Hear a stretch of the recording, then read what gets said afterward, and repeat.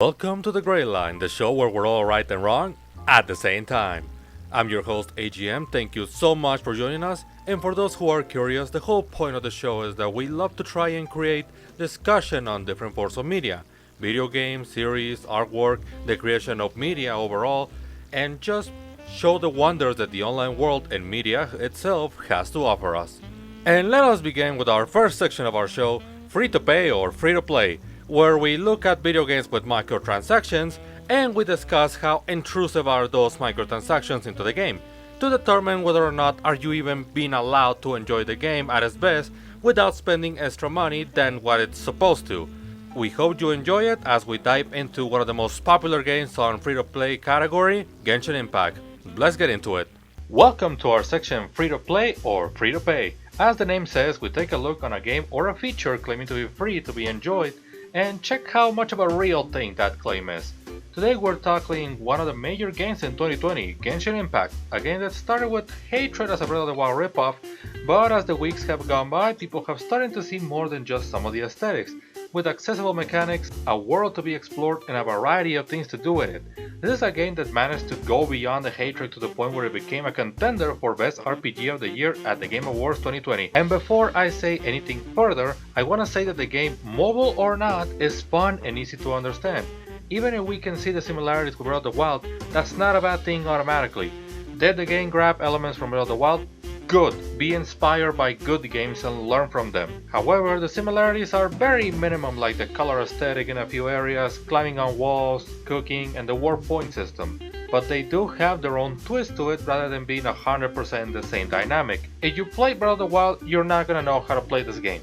That's what I'm saying. In my current state of the game, I have beaten the first main story section of the game, got into adventure rank 22, with some characters being ascended into level 40 and covered as much of the map as the game allows you to do story-wise. So while not the most in-depth player, I have put enough amount of hours to see what the game has to offer, the way it keeps you interested, as well as its own share of flaws. The currency this game uses for microtransactions are Genesis crystals, which oddly enough can't be used by themselves, but you turn them into Primo Gems, which are the ones that apply to the most important game mechanics. What I consider the major attraction for people to buy them is the summoning system. You see, the gameplay mechanic on its characters is based on attribute and weapon type. Fire, ice, water, rock, thunder, purple thunder, wind, etc. And while the game automatically gives you a decent variety by default that can allow you to travel and fight plenty of enemies, there are a couple of elemental hazards that the game won't really give you the proper support for it. Either because an enemy can only be affected by a specific element you don't have in your roster, or a material that can only be obtained through a character that uses claymores or arrows, with claymores being the only ones from what I've seen that can be obtained without summoning weapon-wise. You start with your main character, which can turn its element into wind and ground at the start by changing it in some of the main waypoints. A fire arrow character, a thunder character, and an ice character. And while some missions give you the type that you need to traverse the challenge needed, yeah, you're still on the need of getting new characters to an extent, either because they bring a specific combination of weapon and element, or simply because you need to work with a specific character. You may have a fire character, but not a fire claymore character. With the cost of 160 Primo Gems, you can get one summon, with a guarantee of one special weapon or character every 10 summons in a banner. You can also pay for some premium rewards on a few features of the game like the Spiral Abyss, as well as the Battle Pass.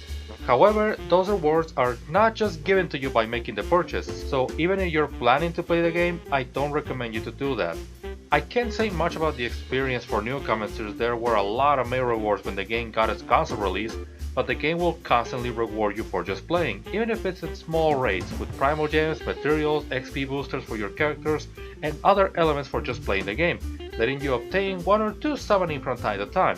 In fact, the major element that I consider they don't try to charge you but also turn the game into a big grind fest that has something to do is the adventure rank. You see, there are at least two major level up systems in the game.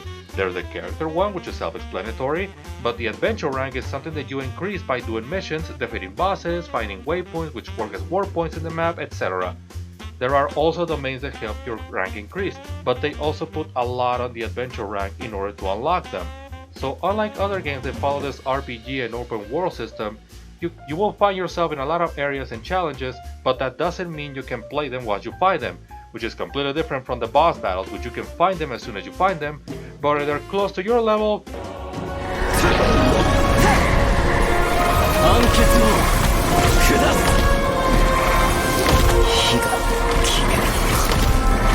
yeah, I don't think it's a good idea. So while you can get some good rewards for increasing the adventure rank Primo Gems, Mora, which is the game's currency to purchase items in the game, as well as, I don't know what the hell are these, like moonstones, I don't care. These are the ones that allow you to get the rewards by defeating bosses. You see, defeating the boss or raid is one thing, but once you do that, you don't just get the reward you went to do this fight for.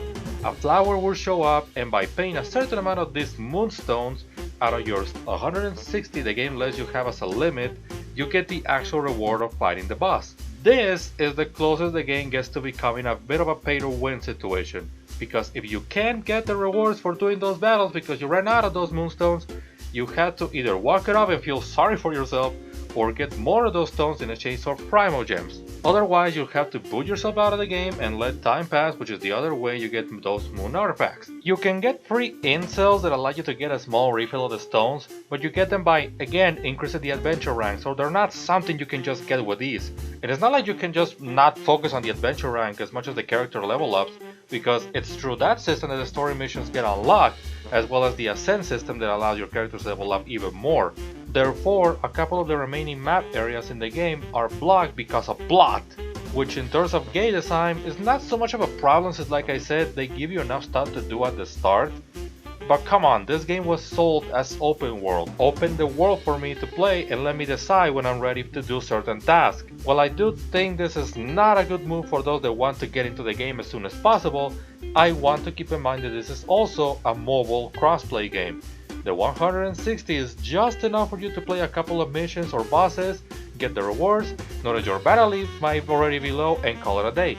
So while it's definitely a mechanic that stops players from keep playing and increasing their stats, since the temporary and daily quests don't really give you enough to do on that regard, I think the pacing works on the full picture, since you can still give yourself a quick and good time, boot the game off and play something else until they're fully recharged, or until tomorrow, not like you have to do it today. However, the one thing I can definitely throw the jab at it is for the summoning system. You have 3 banners to choose every once in a while, 2 for characters and 1 exclusively for weapons, with their featured characters that you can get. Problem is, and you might see where this is going, the banner lies to you because you can get characters that are not shown in the banner. Yes, I know it's a very common practice in a lot of games with this kind of microtransaction. It's still problematic, because if I wanted to get a character that is not in the banner, I go for the banner that claims to feature it. The game already puts you on a 1 out of 10 pull, and they motivate the player to get repeated pulls of the character with the constellation system, which helps to increase the stats of it on every repeat. So if you're trying to persuade me to get my money, be sure that I'll get what you're offering in the banner so I can motivate myself to even consider putting money into it. But gameplay wise, I think it's balanced enough in a level that console players can put themselves into the world and enjoy for a few hours a day without making it a battery killer for mobile players. It definitely tries to get your money, but it doesn't force you to it. The microtransactions feel more like an advantage to keep playing non-stop rather than a necessity to get somewhere in the game, otherwise you won't be able to play at all. So yeah, Genshin Impact is definitely free to play, but a free to play game that you can only enjoy for a couple of hours a day as far as my experience is set. Which, you know what, is totally fine. Not every game needs to be marathon to be fun. Put the wallet aside and enjoy yourself for a couple of hours, and we'll see you guys next time. Thanks for listening. And that was our first section of the show. Just letting you all know, the link for the Kickstarter is in the description if you're enjoying the show so far. And just so you know, this section was sponsored, not really, by Vampy Bit Me. If you want to see an incredibly talented cosplayer, Gundam builder, and actual streamer, look no further than with her work. She's all about the Asian culture, while also giving us some beautiful work for those into geek culture, with builds, interesting topics, and a community that allows you to talk about pretty much anything in a healthy and respectful environment. So check out her stuff at twitch.tv/vampybitme. But moving on with our show, why don't we keep the gaming conversation while jumping into the first great topic with one group of work that creates a lot of discussion without really the core issues within the industry. And that group is the industry of gaming journalism. Let's get into it. Okay, let's move on to the main trigger of today's topic, which was this little tweet. Now, the trend itself bothers me to say the least, but to be honest, it's only one of the many times where I felt like I am the minority on taking things like gaming and online journalism seriously. Now, I understand we have all collectively agreed that gaming journalists are a bit of a big fat joke, but that doesn't excuse the way this is stated. And yeah, my biggest thing here is not what's being said, but how.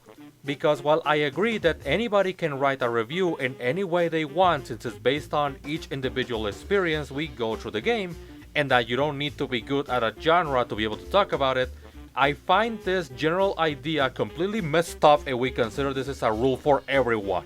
For example, I recently did a very long podcast talking about my own experiences with Final Fantasy VII Remake, and one of the many mistakes I can admit after rewatching it is that I should have been more experienced in regards to the original, because if you have plenty of free time in your hands and check them out, it's obvious that I don't quite know what I'm talking about in regards to the original Final Fantasy VII. With that in mind, yes, I can do that sort of attitude, but that doesn't make it alright. If it wasn't for my co-host Anthony, who was able to fill the gaps for me, I would consider that podcast a complete disaster for my work, because I should not just assume shit that I don't know, especially since I'm supposed to be able to talk about the topic the moment I decided to bring it up. Now, I should mention that this tweet does bring up some proper elements that I think online creators do need to hear in some shape or form, despite being worded in a way that makes me feel like I was slapped by condescendence. I do think this human being did bring up some pretty good points, more specifically the idea that you need to be good at video games in order to stream or even developing one, majorly because video games, much like any other form of entertainment, are varied. There's a huge difference between streaming a game you're playing for the very first time and establishing your stream as such, and then saying completionist playthrough flawless victory. By that point, you're asking yourself for trouble, which is why, yeah, do not worry if you don't consider yourself a pro player on any game. You should better focus on creating the environment that's more fitting for your style of streams, or fuck it, find that style of streaming first. And creative wise, you do not need to be good at playing first person shooters in order to know how to make one. In fact, the ideal thing for certain products is to think outside the box and come up with a new idea so your game can stand out on its own. How can someone who loves Call of Duty can make Fortnite? Both games have different styles and features that make each other unique. With that said, I feel you should focus more, at the very least, on learning about game design, programming, coding, math, and graphic design. And that's just so you can say that you're able to make something. But yeah, none of these things require you to actually make a game by principle. Let's just say that if you had Evil Player on your resume, you're not gonna get hired for the next King of Fighters game, that's all I'm saying here. However, I think everything else stated on this 3 tweets show everything that I hate about the current state of the industry and how some called journalists feel entitled to be respected for doing what's ultimately mediocre work that only fuels the classic quote from consumers, "I could have done it better." Yeah, that phrase can sometimes be more than just some shitposter on Metacritic. A pretty harsh opinion to have, I am aware, but saying that you don't need to be good at a game from a specific genre to become a reviewer, and how you don't have to finish your games either, angers me to my very core as a producer, writer, and creator, and I genuinely feel it's only the gaming side who thinks they deserve that privilege. But let's go piece by piece, shall we? Let's start with the argument that you don't have to finish a video game to write a review about it. Now, while I do feel this is a slap in the face due to how general the statement is, if we go in a more contextualized scenario, I can kind of agree with it as long as the reviewer also knows how to write without making me feel like putting effort into this video is a waste of time of its own. In the section free to play or free to pay, I established the amount of time and progress I made in the game in order to set the ground of my experience and the time I invested while doing the video in the first place. I didn't do that to flex the amount of time I put into video games. I did it because I wanted to contextualize my experience with the game instead of talking like I knew everything about it. After all, a review is an experience, am I right? Now, I understand why this isn't as simple as just finishing the game. Every company works on its own way, and sometimes deadlines can be out of the control of the journalist to the point where they will only have so much time to make their work. If I can make an example here, I'd like to use this quote from Good Vibes Gaming. So the review embargo for Final Fantasy VII Remake was April 6th We got the game on April 4th. Right. And that is so it was originally our intention to have Derek review it. It was just like, hey, this is definitely going to be Derek's game. And I mean, they just didn't give us time. And I don't know if it was lunacy or what it was, but I was like, yeah, I guess I could do it. I could probably beat the game in that amount of time. And I did not sleep. I powered through this whole game in 2 days, basically. And I mean, I don't think I've ever suffered more to make a video than I did for this game. I mean, I sent Derek my draft of the review. I was I needed to basically rewrite the whole thing. Yeah, it was. I mean, Yeah. I had a jumble of thoughts, but I mean, I literally thinking back on it right now, I can feel my eyes burning. Like just I know this quote was a big cause of trouble for those involved, but if you ask me, I'd say this is probably more of a Square Enix issue since they only got 2 days for the review to be done, which means they had to play the game, record it, make a script, and edit the review in 2 days. That is messed up in a lot of ways, and while big respects for the team for finishing the game in that time, there is an argument to be made on how worth is it to put yourself as a reviewer in that situation just to be able to say you finished the game for the review, which honestly, I would have a hard time saying yes or no.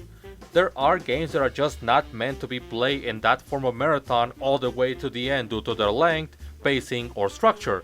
Completing Mario 64 doesn't take as much time as it takes to even finish Monster Hunter World without the Iceborne expansion. So, in my opinion, it's all a matter of context, something that this thread does not cover, and it states the idea like there's no need to finish any game at all in order to do a so-called work of journalism.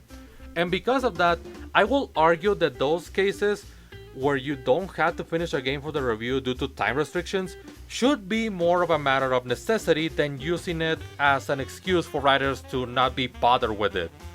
In which the tweet argues that the people against it don't know how the industry works, despite the gaming industry working in ways that make this kind of work pointless, but I'm getting ahead of myself, so I'll explain that later. Now let's move on to one of the biggest debates regarding gaming journalism. Do you need to be good at video games to write a review? To which my answer, as always, is that it depends on the situation and how the review is contextualized. However, I do have one statement to make. Gaming journalists, reviewers, critics, content creators, whatever we want to call ourselves here, if you don't think you need to be good at a video game in order to write a review, that's fine. I can understand that in a lot of ways. But I do think you need to be a good writer in the first place in order to write a review, because sometimes even that's disappointing. Let me start by saying this. I think we all agree that reviews are overall opinions, and with that comes the sense of subjectivity in the work, meaning that they're only speaking for themselves and shouldn't be anything more than that, right? After all, this person who claims to know the industry more than us mere mortals who went to college and got an education on science and techniques of communication to make this for a living, says that a review is an experience, which yeah, it makes sense. Then why do we still have scores and ratings if it's not supposed to be anything more than subjective work? How is this game is a big piece of garbage an opinion? How is a rating score that judges the quality of a game subjective? How is wait for a price drop an experience?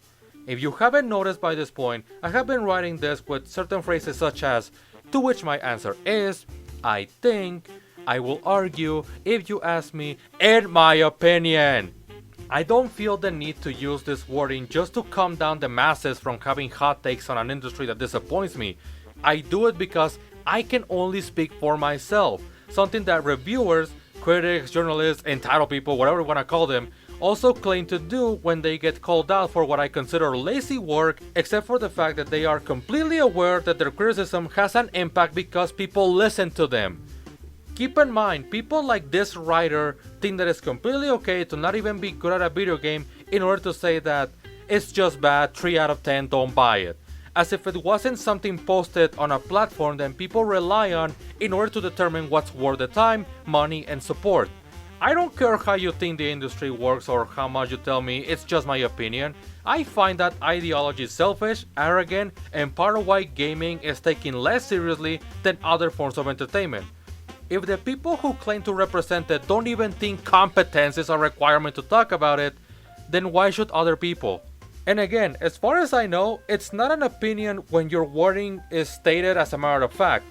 I didn't enjoy my time with this game is not the same as this is shit and nobody should play it. The second one is not worded as an opinion, it's a statement that's been utilized to determine the fate of plenty of games. And if the industry actually thinks like this, and they do believe that you don't need to be competent as a player, or in my opinion, even as a writer, then how many games or products have been unfairly judged and ended up in obscurity by what I consider an encouraged sense of mediocrity? If you want me to give you a more concrete answer on if I think journalists should be good at video games in order to make reviews of them, I'd say that I don't even want good. I want competence so they can know what to criticize about a video game, since I don't think you should expect an RPG out of an FPS or a platformer. But I think the major problem comes from what I notice it's a common theme in journalism as a whole, which is making articles faster rather than making articles better, which causes me an impression of poor writing, encouraged narcissism, mediocrity, and lack of interest on improving any of the above. You don't need to be good at a certain video game to make a review, because you can easily establish as an author that you're not the target demographic, that you only manage to play a certain amount of the game and word it in a way that can actually reflect the aspect of being an experience, not a statement that determines the fate of a product made by other people. And if you for some reason think that this kind of format makes your reviews less valuable once you aim them more into being opinions, my answer to you on that is good, because people take them way too seriously. And maybe that will make future journalists have a different sense of how to make reviews with a new structure by principle, especially if we still want to avoid criticism from our opinions, since they are that, opinions and nothing more. Because I cannot call 100% wrong the idea that the industry works as this tweet claims, but I will dare to argue that it's a vicious cycle in which the industry doesn't have a higher standard on the competence of its workers, because the workers themselves encourage each other to not be more specialized in what they're talking about. Also, keep in mind that most of this discussion goes towards those that make a career out of this. If you're just doing this kind of project as a hobby, I do encourage you to find your own way of talking about anything you want to, whether as a review, a critique, a journal, anything you want, but do it with the best of your ability and keep learning and improving. And if I came out as condescending or acting like I actually knew better than anybody else in this entire planet, my apologies, not the intention. I simply share my opinions on this matter based on my own experiences. But most importantly, thank you for listening. Oh, right, remember when I mentioned that the gaming industry also works in a way that makes the current way of writing reviews a bit pointless? Yeah, I think we can save that point for later in the show. Trust me, this is way more fitting and less intentional than you might think. Well, it seems there is a lot to digest with this topic, but overall, I do believe it does come down to the aspect on how, as a core, gaming journalism should focus more on how it's written than how it's being played, given how, as we mentioned, being good or finishing the game is just part of the experience they're writing in their work. But let us know what you think in this conversation in the comments, as well as checking out our Patreon in the description if you're interested in supporting the show through that instead of the Kickstarter, where we offer not only community days where we can discuss several topics and play games, but also offer different types of content here. With that said, one thing we can actually take from the previous section is that it seems we definitely need to consider factors from the industry of content creation outside of creating the actual work. So why don't we discuss that through a show that tells us more about media production? Well, more specifically, animation and films. I'd say recent times have been definitely an experience to behold. Yep, we're living it at that. And because of that experience, many people, at least I hope they did, started taking a bigger initiative into the world of self-employment, whether by starting their own businesses like selling water bottles, or into the world of content creation. As I have mentioned before in the show when talking about online content, people that used to see the online world as a place for hobbies and communication started to realize that it's been more than that for at least half a decade. Careers are both created and destroyed through the technological evolution, as well as education being at the reach of a few clicks and a curious personality. And nothing has proven that more than online media. Whether you like the content or not, the internet allows for creativity to be more important than in any other form of traditional media. We all have our favorite shows from big networks, But if you're a consumer of entertainment, also known scientifically as a fat ass that watches TV and videos all day, then you might have an easier time numbering great online creators than TV shows or comic books. However, as we state on the show, there's always an extreme to everything. Creativity can only take you so far, so with this, I'd like to introduce you to this peculiar Japanese show.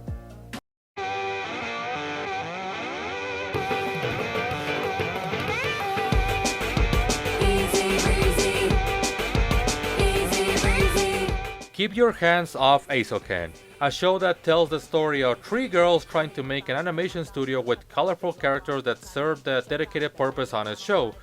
It manages to show you the process of making animations. Not anime, animation. With a season of 12 episodes, this series manages to be both educational on the elements that animators have to consider when creating visuals, while keeping an entertaining story that keeps you hooked to the point where even if you're interested in the technical aspects, you still get an engaging story to enjoy and a charming sense of humor and childlike nature. However, I feel that this show manages to go beyond the world of animation and be something that everybody that's into multimedia production can get something to learn and experience with this show. I'll start with the proper hit of reality here. Making a proper analysis of the show and its themes requires a lot of knowledge on what the title means.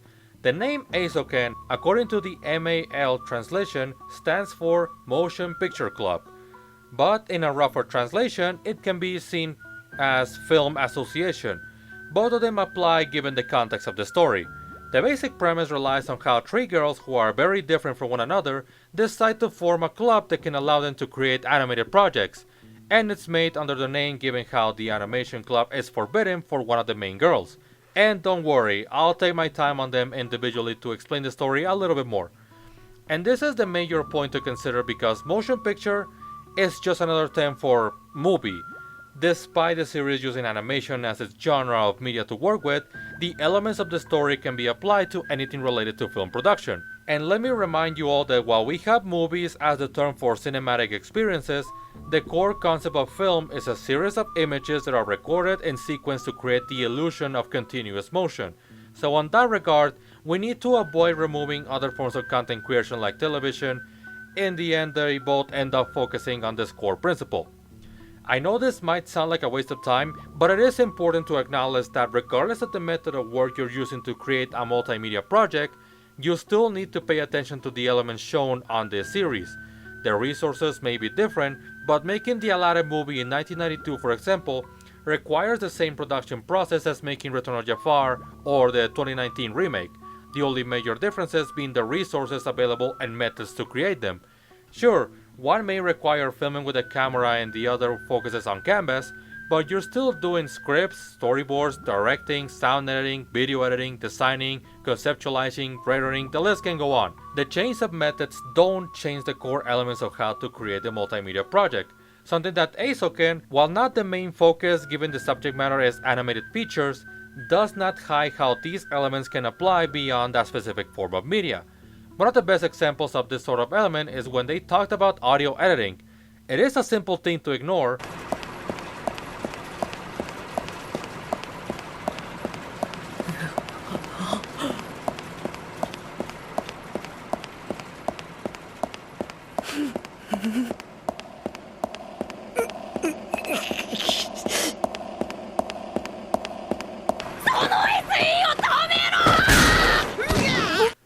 until it's not taken care of. Then it becomes an important element that, if not treated well, will make your best projects feel cheap. If I had to put this on a personal example, it will be with my project of Legend of Zelda: A Bridge to the Wild. Sure, it is a tough and time-consuming task to add the proper sound on every single step. What? No, I don't make deals with strangers. Hell, I still need to explore the rest of the plateau before thinking about getting out of here. Master Link, it might be a good idea to discuss this with the old man. Look, I'm not listening to you. I'm just gonna get to this place when Link is walking, but as many editors might tell you, it's the little details like that what will make your work feel more professional. And again, that's the magic of this show. Even though the entire series is focused on these girls making animation, if you're into any kind of media production, you will learn something from this show, both in a technical aspect and a social one. So with that, let's dive into our first main character, Midori Asakusa. She is the first character we really get to have a glance of what she's about, and if I had to give her a metaphorical section in this video, she'd be the representation of creativity in media. She's a passionate artist that has a bigger understanding of how media production works than the rest of the cast. However, she's also a character that lives in its own world and doesn't have the best social skills to work with. However, because of her knowledge and passion, she ends up becoming the director of the team, and as such, she's the one that has to make sure that everything and everyone is working in a way that's fitting for her vision, which, unlike some businessmen might tell you, is not as easy as just telling people what to do and when to do it. If you don't have the proper sense of leadership and focus on what your work is about, you might as well end with no team at all, since you need to be clear on what you want people to do. In a quote from Mark Twain that says, "When you hire people that are smarter than you prove that you are smarter than them." I like to take this as a testament of how directors need to work. Sure, you are working with people that are smarter or overall better than you on storyboarding, backgrounds, or coloring, but you still need to know all these three things in order to even know what you want from them. You cannot ask someone to give you a better product when you don't even know what's wrong with the previous one. This becomes apparent during the anime robot arc. Asakusa has a hard time telling the team how to do their work the way they need it, so she ends up taking more work by herself because of the lack of leadership, and has a hard time conceptualizing the project because she doesn't know enough about robot engineering. So she doubts her ability to give the people a proper representation of a giant robot in combat. And also, because of the fact that she lives in her own social bubble, she tends to lose focus on the bigger picture from time to time, as she makes her work in a way that without outside help might never come out because she will always lose track of herself instead of making sure her current work is set to go. However, like I mentioned, in a meta level, she shows the pros and cons of letting your creativity run wild in a way that many illustrators may relate, with giant worlds that tell a story just by looking at the designs, as well as huge awareness of how you can visually explain your ideas. And also, going a bit off topic, I love the way the show portrays conceptualization. Not only do the characters interact with this imaginary world that everybody in the team can see through their heads, even the sound effects end up transforming from a cappella sounds by Asakusa into actual sound effects. タイヤ兼カウンターウェイトをつけてダクテッドファンを二重反転プロペラにして尻尾もつけてトンボみたくしたいパチパチパチブンブンブンブンガチャパチャそれでは羽の動作確認ジョシュ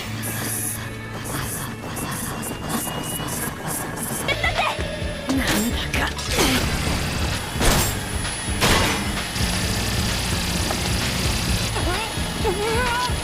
That's so brilliant and something that from my experience, many people actually do when they try to explain what sounds do they want in a certain scene. ゴゴーンドッボービービービービービービーゴシャンビーユーカオバッフッドボーンバンカーチャチャーンっていうだね。 Then there's Tsubame Misuzaki. She's also into animation, but unlike Asakusa, she's more into the practice of animation rather than the creativity of it. She's all about the motion aspect of the art. The way people move, the postures they need, how certain fluids move with a specific motion. She's all about making animation as living as possible. Oh, and she's also a supermodel, but we'll talk about that in a bit. But since she sees animation as another form of acting, they forbid her from entering the actual anime clubs. This part is handled in a better way than most other narratives in which an artist chases their dreams despite the family being against it, because it doesn't quite portray any side as the right one. The problem comes with trying to separate them in the first place because, as I mentioned at the beginning, animation is just another form of creating media. The show itself represents that with a very important sequence of Misuzaki as a child going through a model course. They show you the ways of body language and how that can be also utilized for acting and regular movement outside of work when helping her grandma, which yes, was fucking cute to watch the little girl using her knowledge to help her grandma walk and stand up on her own. She's the kind of artist that will actually try to make fantasy look realistic, because as she puts it, she doesn't want to make anime, she wants to make animation. And that quote is one of her biggest features to take when looking at media creation. Let's stick with anime this time for the sake of simplicity, and to make it even better, let's keep it with Dragon Ball. One of the most appreciated things in the anime are the transformations and narrative elements in which these stories take place, as well as the exaggerations and flashy sequences. However, if you ask me, the fights themselves tend to lose weight as the story keeps going, and that's because the fights become more into clashes of energy blasts and quick steps with fast-paced combos instead of the consistent choreography of each fight during the early days. Now, it should be said that both examples are perfectly fine pieces of work since they're made with different goals and directions in mind. It is unfair to say which one is better when they're very different to begin with. With that said, it is because of that difference that people manage to tell their executions apart and are able to appreciate the ways in which early Dragon Ball managed to keep the scale and weight of the fights, without making their characters have the color of each Power Ranger.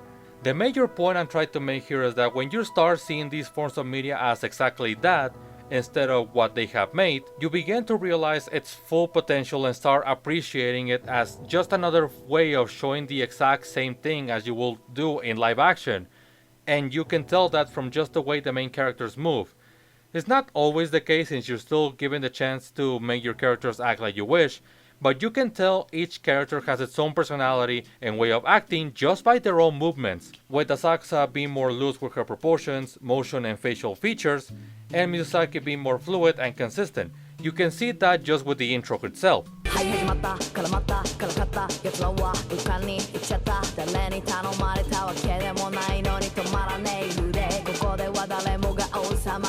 With these explanations, you can kinda see the way both of these characters manage to complement each other, since now you're putting someone with ideas and the worlds to make, and joined by someone that can help making them feel alive and real. However, both of them are artists and passionate ones at that. If those two were the only ones in charge, nothing will ever be done. Asakusa will be so lost in her thoughts to properly get ideas done, and Mizusaki will try to animate everything in once, which is every drawing lasting one frame worth of time, to the point where even if it actually turned into the best project the world has ever seen, it will take ages to be done since they let themselves work at their own pace and methods. And that's where our next character comes in and shows the biggest reality check that Eisoken can give to audiences and artists watching. よし、今も鳴り続ける謎のチャイムで新しいの一本考えた。いい加減にしろ。 As of now, I talked about characters that most creators online can relate to, and while you can see which content creators have turned into a professional personality, that's because they managed to make a name for themselves and took the proper measures to make their work into something more than just their love for the art. They made their passion into business. That's where some of the best characters in anime appear. Sayaka Kanamori. While this entire video is pretty much me expressing my own thoughts on this series, one of the most common misconceptions of her character is that she's a money seeker and only sees the project as an opportunity to be successful and make money. And I say it's a misconception majorly for one reason. She's not thinking about money, she's thinking about business. がありゃしないかね。少なくとも金はもらいます。金の亡者め。ガシャン。仕事に責任を持つために金を受け取るんだ。 What do I mean by this? Just like how Asakusa has a focus on using animation as a way to create worlds with her creative mindset, and Mizusaki uses it as a form of expression through its practices, Kanamori focuses on making it a way of living. In other words, she focuses on the profession of media production. The first arc of the story focuses on them creating a proof of concept of what they're capable of in order to obtain budget and support from the school in order to keep working. If these characters had a dynamic similar to Ed, Double D, and Eddie, Kanamori will be all about getting the money and call it a day. But that's not how her personality actually goes by.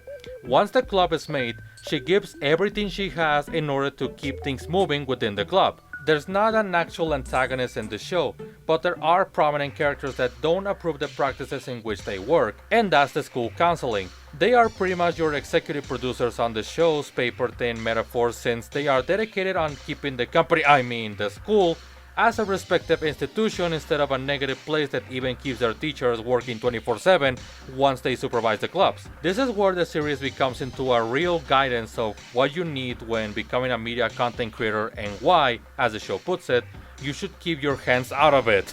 Because even if you had the most creative mindset and all the expertise in how to make your projects a reality, there is a lot of professional aspects that will always be a factor to work around.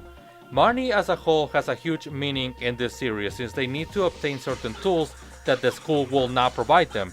They need to obtain the proper equipment, consider schedules to work on a consistent pace, set realistic deadlines and demands for the work to be done on set deadlines, make deals with other people, deal with demands from those that are giving you a chance to work to begin with, marketing and public relationships because SNS は遊びじゃねえんだ。 all of these things are elements that if you're really interested on being a content creator online for a living, then you need to also consider that just like any traditional platform, online media requires a lot of elements that are beyond just creating.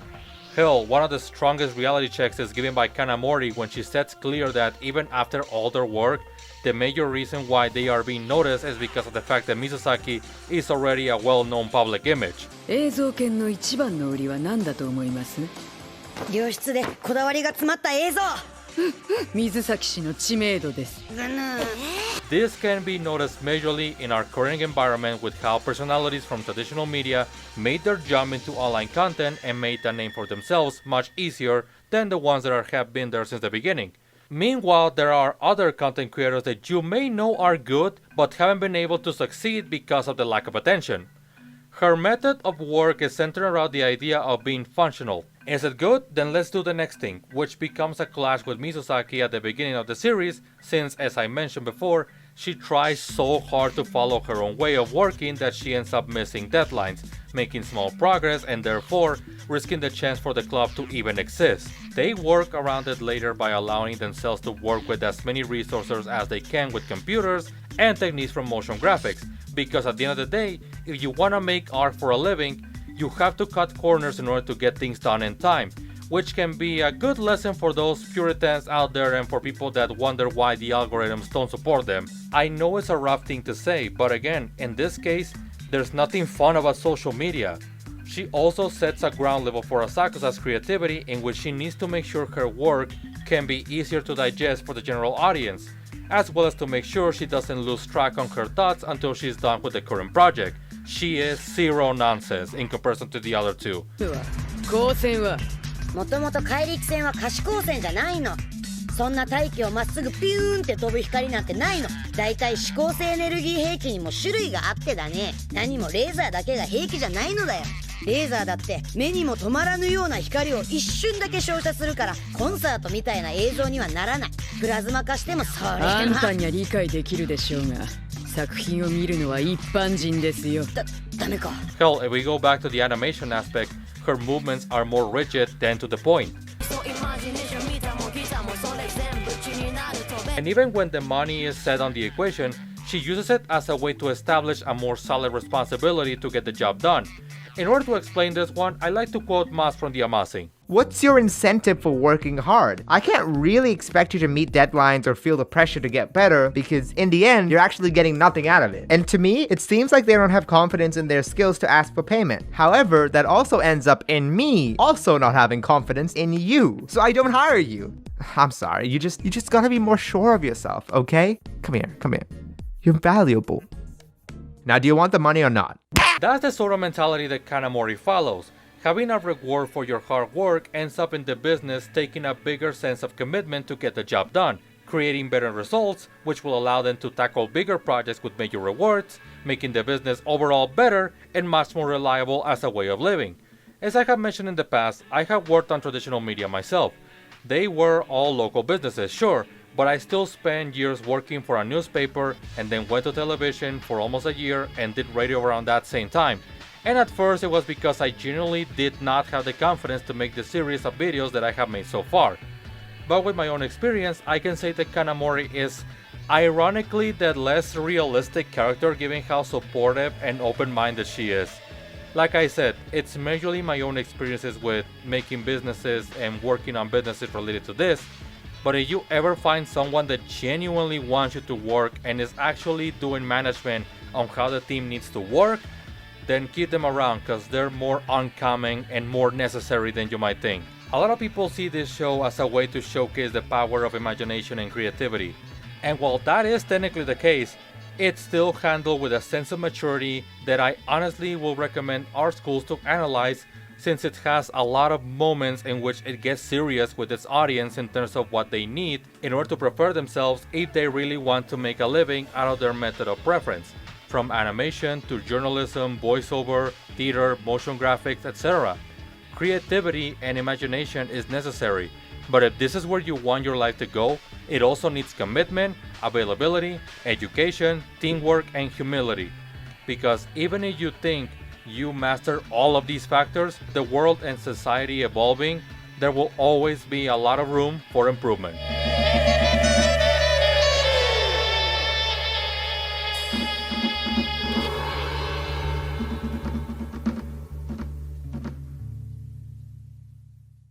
This section is sponsored not really by Kaiser Neko. Co-founder of Team 4-Star and genuine shitposter, this man can give you some of the best quick laughs that you can possibly obtain with his well-crafted editing, as well as very informative classes on how to make lip-sync editing in your videos. Do you want to be the next one to tell Barry you did something horrible? Then you come to the right place. It was me, Barry. I made them draw Lola Bunny with fewer sexual features so that you wouldn't be horny. He also has his own Twitch channel, so please consider checking him out. He will entertain you both intentionally and accidentally. Are you absolutely serious? He's been a huge inspiration for the work of this show, despite what Twitter might tell him, but he's someone that I respect more than he might think, and I couldn't recommend follow him any stronger. And if you tag him with the hashtag SnyderKaiser, you will get me blocked because he will get sick of my bullshit. Please don't actually do that. But that was our video analysis on Asoken. I'm sure there's so much more that can be taken from this show that we did not manage to discuss, but as stated, there needs to be a lot of previously known information on how the industry works in order to really appreciate everything that this show has to offer, especially when a lot of the people involved with this series are pretty much veterans in the industry. Speaking of the industry, let's get into the latest information that we can find from the online world so you can see how important it is, just for now.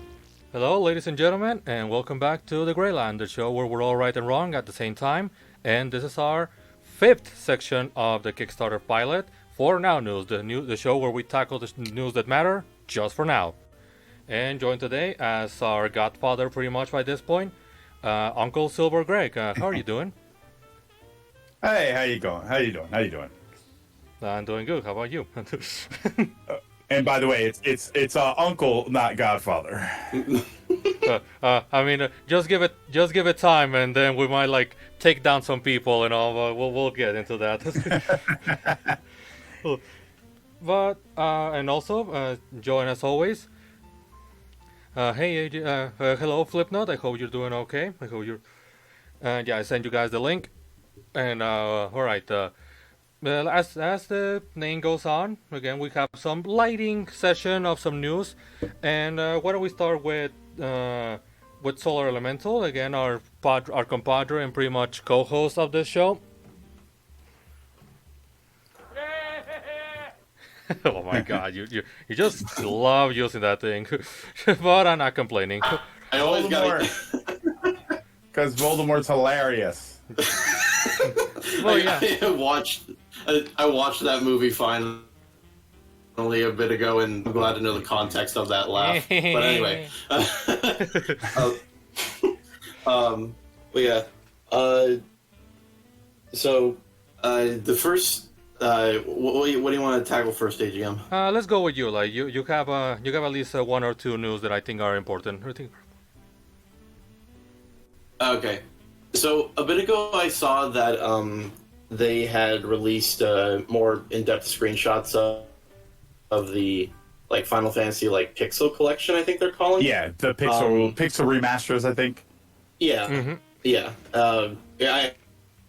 I first thought it was like called Origins, and then like that just got mixed up with the PS1 game and also the Kill Chaos game. But the images I've seen actually am liking, because like when they showed the trailer a bit ago, I had thought they were just gonna like just shamelessly put in the mobile ports, but it seems like hang on, I'll put one of 6 it looks like they're like sort of combining the original with the mobile ports. Is like 6 here, it has more of the vibrancy of the mobile port, but it's more pixely rather than being all muddy. Yeah.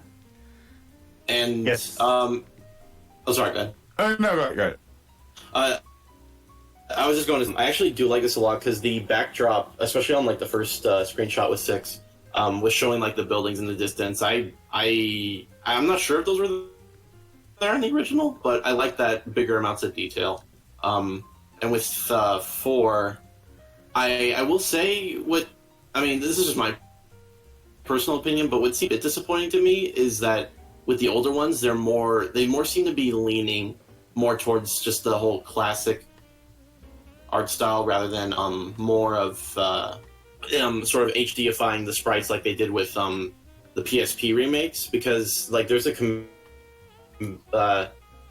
big comparison chart showing how many ports there are of Final Fantasy 1, but honestly, like with the Final Fantasy 1 on the Pixel Collection, I think the PSP version looks a bit better because like you can see it right there is like they add more detail, like the amount of detail with the background is still there, but I can tell with the Pixel Collection they are more going for more of the pixely sprites discs to emulate the sort of NES limitations rather than using all the power with current consoles.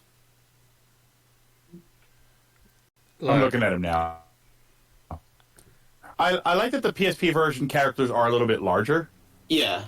I do like that they're larger. I have that game too, the PSP one, and that's really good. That's a very, very excellent Final Fantasy 1 game. Yeah. The HD remaster, you know what it kind of looks like? If we're looking at the if you see it's a comparison of all of them, it kind of looks like the PS1 game, but look at the for the PS1 game. Yeah. Imagine that widescreen. That's sort of what it looks like.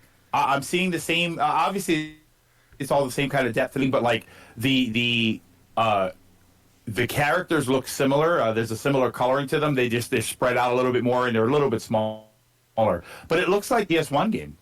It looks which was an excellent port for that game. Mm-hmm. It looks like they're combining at least some of the sprite quality from the PlayStation 1, and then the backgrounds and assets like external to characters are from the GBA. Like it seems like those are the ones that they're taking as guideline for the creation, like for the recreation of this.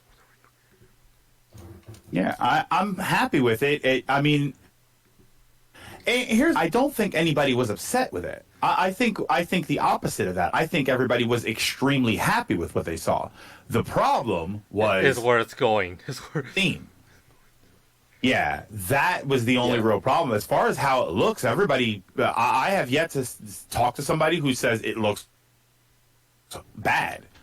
It's just we want it on the Switch and the PS4. Yeah. I was telling this to Solar on our E3 discussion. Like, the Pixel Collection is executed in the way that can summarize by this. Okay, but why though? Like, it's just a number of moments where you're just asking, like, okay, but why is it like this? Why are you doing this?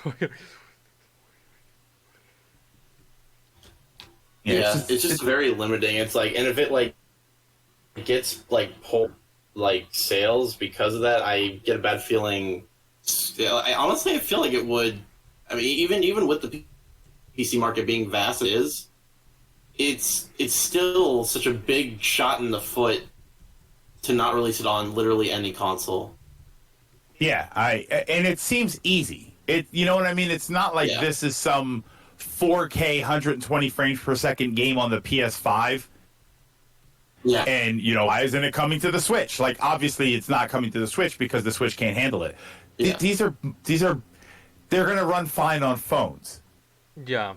This can work on the Switch. So just why not do it? It seems like easy money. On one hand, you say that is not that difficult, but then I remember the SADX ports and how every port just gets worse. So I'm like, okay, but again, if they're going out their way to put it on Steam, again, like what might be the issue? Like again, we'll never actually get the full on answer, but it's like, why? You were already The releasing only everything thing, else. You were. the only thing I could think of that maybe is the reason why they're doing this is because considering Square's track record, at least when it came to like around the time Cloud came into Smash, and there's the whole joke about how only 2 songs came in, and not really any, and then the spirits just being the renders and not any official art. It makes me think that they're like Square is wanting to like avoid putting as much money into this as possible, because if they put it on other consoles, they would have to pay like I think like the rights to put that like The pay the fees development and stuff kit. to put those Yeah, games on yeah. consoles. Yeah. Nah. So that's the only explanation I could think of, because Square, at least to me lately, has been coming off as if they're trying to go the quick and easy route. I mean, it's possible, but this is Final Fantasy 1 through 6. Yeah. Arguably, one of the most influential, especially in the U.S., one of the most influential RPG series. They are RPGs. I was about to ask. sorry, that was something we won't get into. But arguably one of the most influential series. If it was Dragon Quest, I would say, okay. I mean, Okay, I understand their hesitance to bring it into the U.S. market, but it's Final Fantasy. Final Fantasy's always done relatively well in the U.S. Yeah. It doesn't seem. The only thing I'm thinking of this is the thought that I was having, and I'm having this thought because I want this thought to be true. On Steam, I thought this was going to be a collection. What it's looking like is on Steam, this is going to be separate games. Yeah, I'm thinking that too. What if? Sorry, man. Go ahead. No, right. Sorry, I was just going to say, I was thinking that too because I had saw that Square announced that they would be pulling the ports that are currently on Steam. Okay. So I think that might be like they're just release versions. That's what I'm wondering. So, and then they're doing these releases of images, and they're doing it one at a time, with the individual games. So, what I'm wondering is if on Steam they're going to be separate, and then when it comes to consoles, they're going to be a collection. Probably. Yeah. That I'm wondering if they're doing it, if they're timing it differently because they're coming out different ways. Steam is going to have 6 individual games that you can buy them one at a time if you want. When they're all out, there will be a 1 through 6 collection for PS4 and Switch. And if that happens, I'll be at the store. I'll be camping Walmart that day. Yeah, no, because I do remember during the presentation. Yeah, no, I think you nailed it. That it's gonna be separate games that they're gonna be sold separately. Like it's called a Pix. Like it's gonna be like how Sega does with the Sonic stuff, where every game is separate, but you can buy the collection all together. Yeah, and that's what's going under the name of the Pixel Collection, because that was added after they were releasing everything else, after they were showcasing the games. Yeah. Better said. Yeah, so I wouldn't be surprised if we see on the Steam store Final Fantasy 1 through 6 separate Pixel remaster, and then the Pixel remaster collection for the Switch. Yeah. Which I'm just really hoping for that. Yeah, I'm hoping for that too. All right.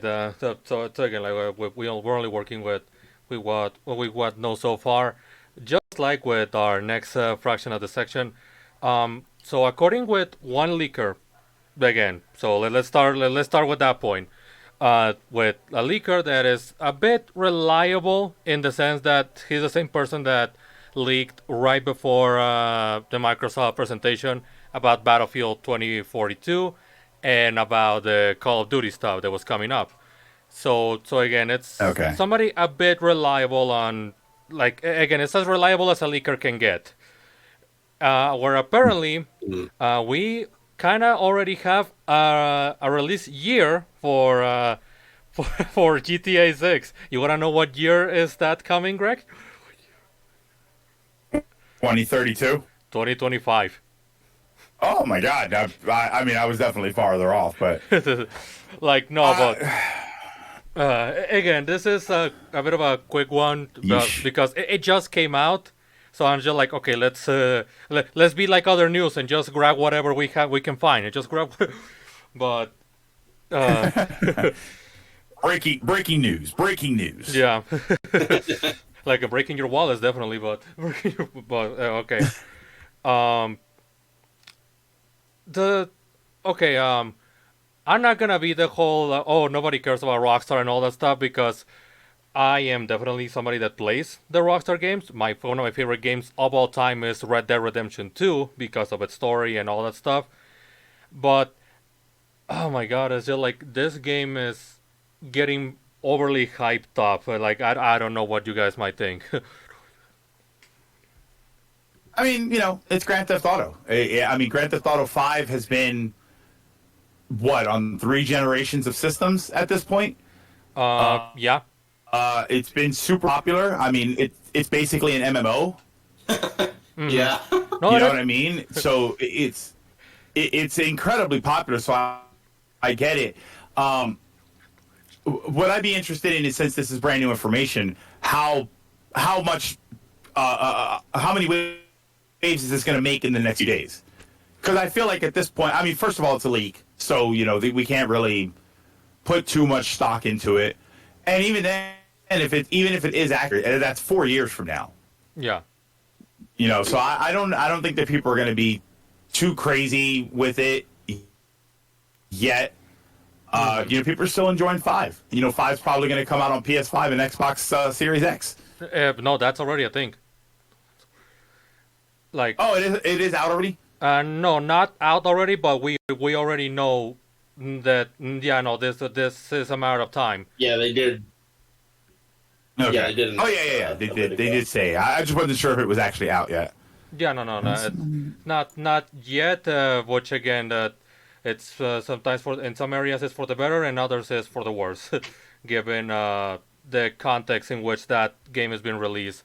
Again, I'm sure you're not that fully aware of it because you're not a Rockstar player like me or Solar are. Yeah. But yeah. Again, I know this only because one of my friends is from the PR department of Sega Europe. So again, take that as you wish, in terms of how reliable that source is. Because he also told me that there was no Sonic Colors port. So, yeah. But he, but again, like the thing that he said is that, for example, the GTA Online currency, it was because of Sony and Microsoft that they were demanding that it was going to start all over. So let's just say that you're like Solar and I that have been playing since the PS4 launch, like 5 to 6 years ago. You have millions of dollars, all those departments and all those things to do. Now you get the PS5 version and whoop, gotta start all over again. There goes $5,000. There goes like, it's just one. Go ahead. It's kind of tricky because it's going to be the same game. Yeah. Like, it's just going to be the updated version of the original game. But you don't know if you're going to be able to port over your money and stuff. It's already been told that you're not going to be able to transfer your current profile. It might be different because, again, I'm basing that information when they did the transition between 360 PS3 to the next generation. And before that, we didn't have things like the social club profiles and all those accounts that companies are now doing. So there is a chance. But there's also probably a reason why, ever since they announced that, you've been getting like $10 million every month in the PS4 3 and 1 version. So, again, it's as possible as it can happen as it is not. So, but you're going to be able to transfer anything. It's not like you can transfer your profile, but you can only bring a certain amount of money, or because I don't know what is entailed in the game as far as what you can like gather.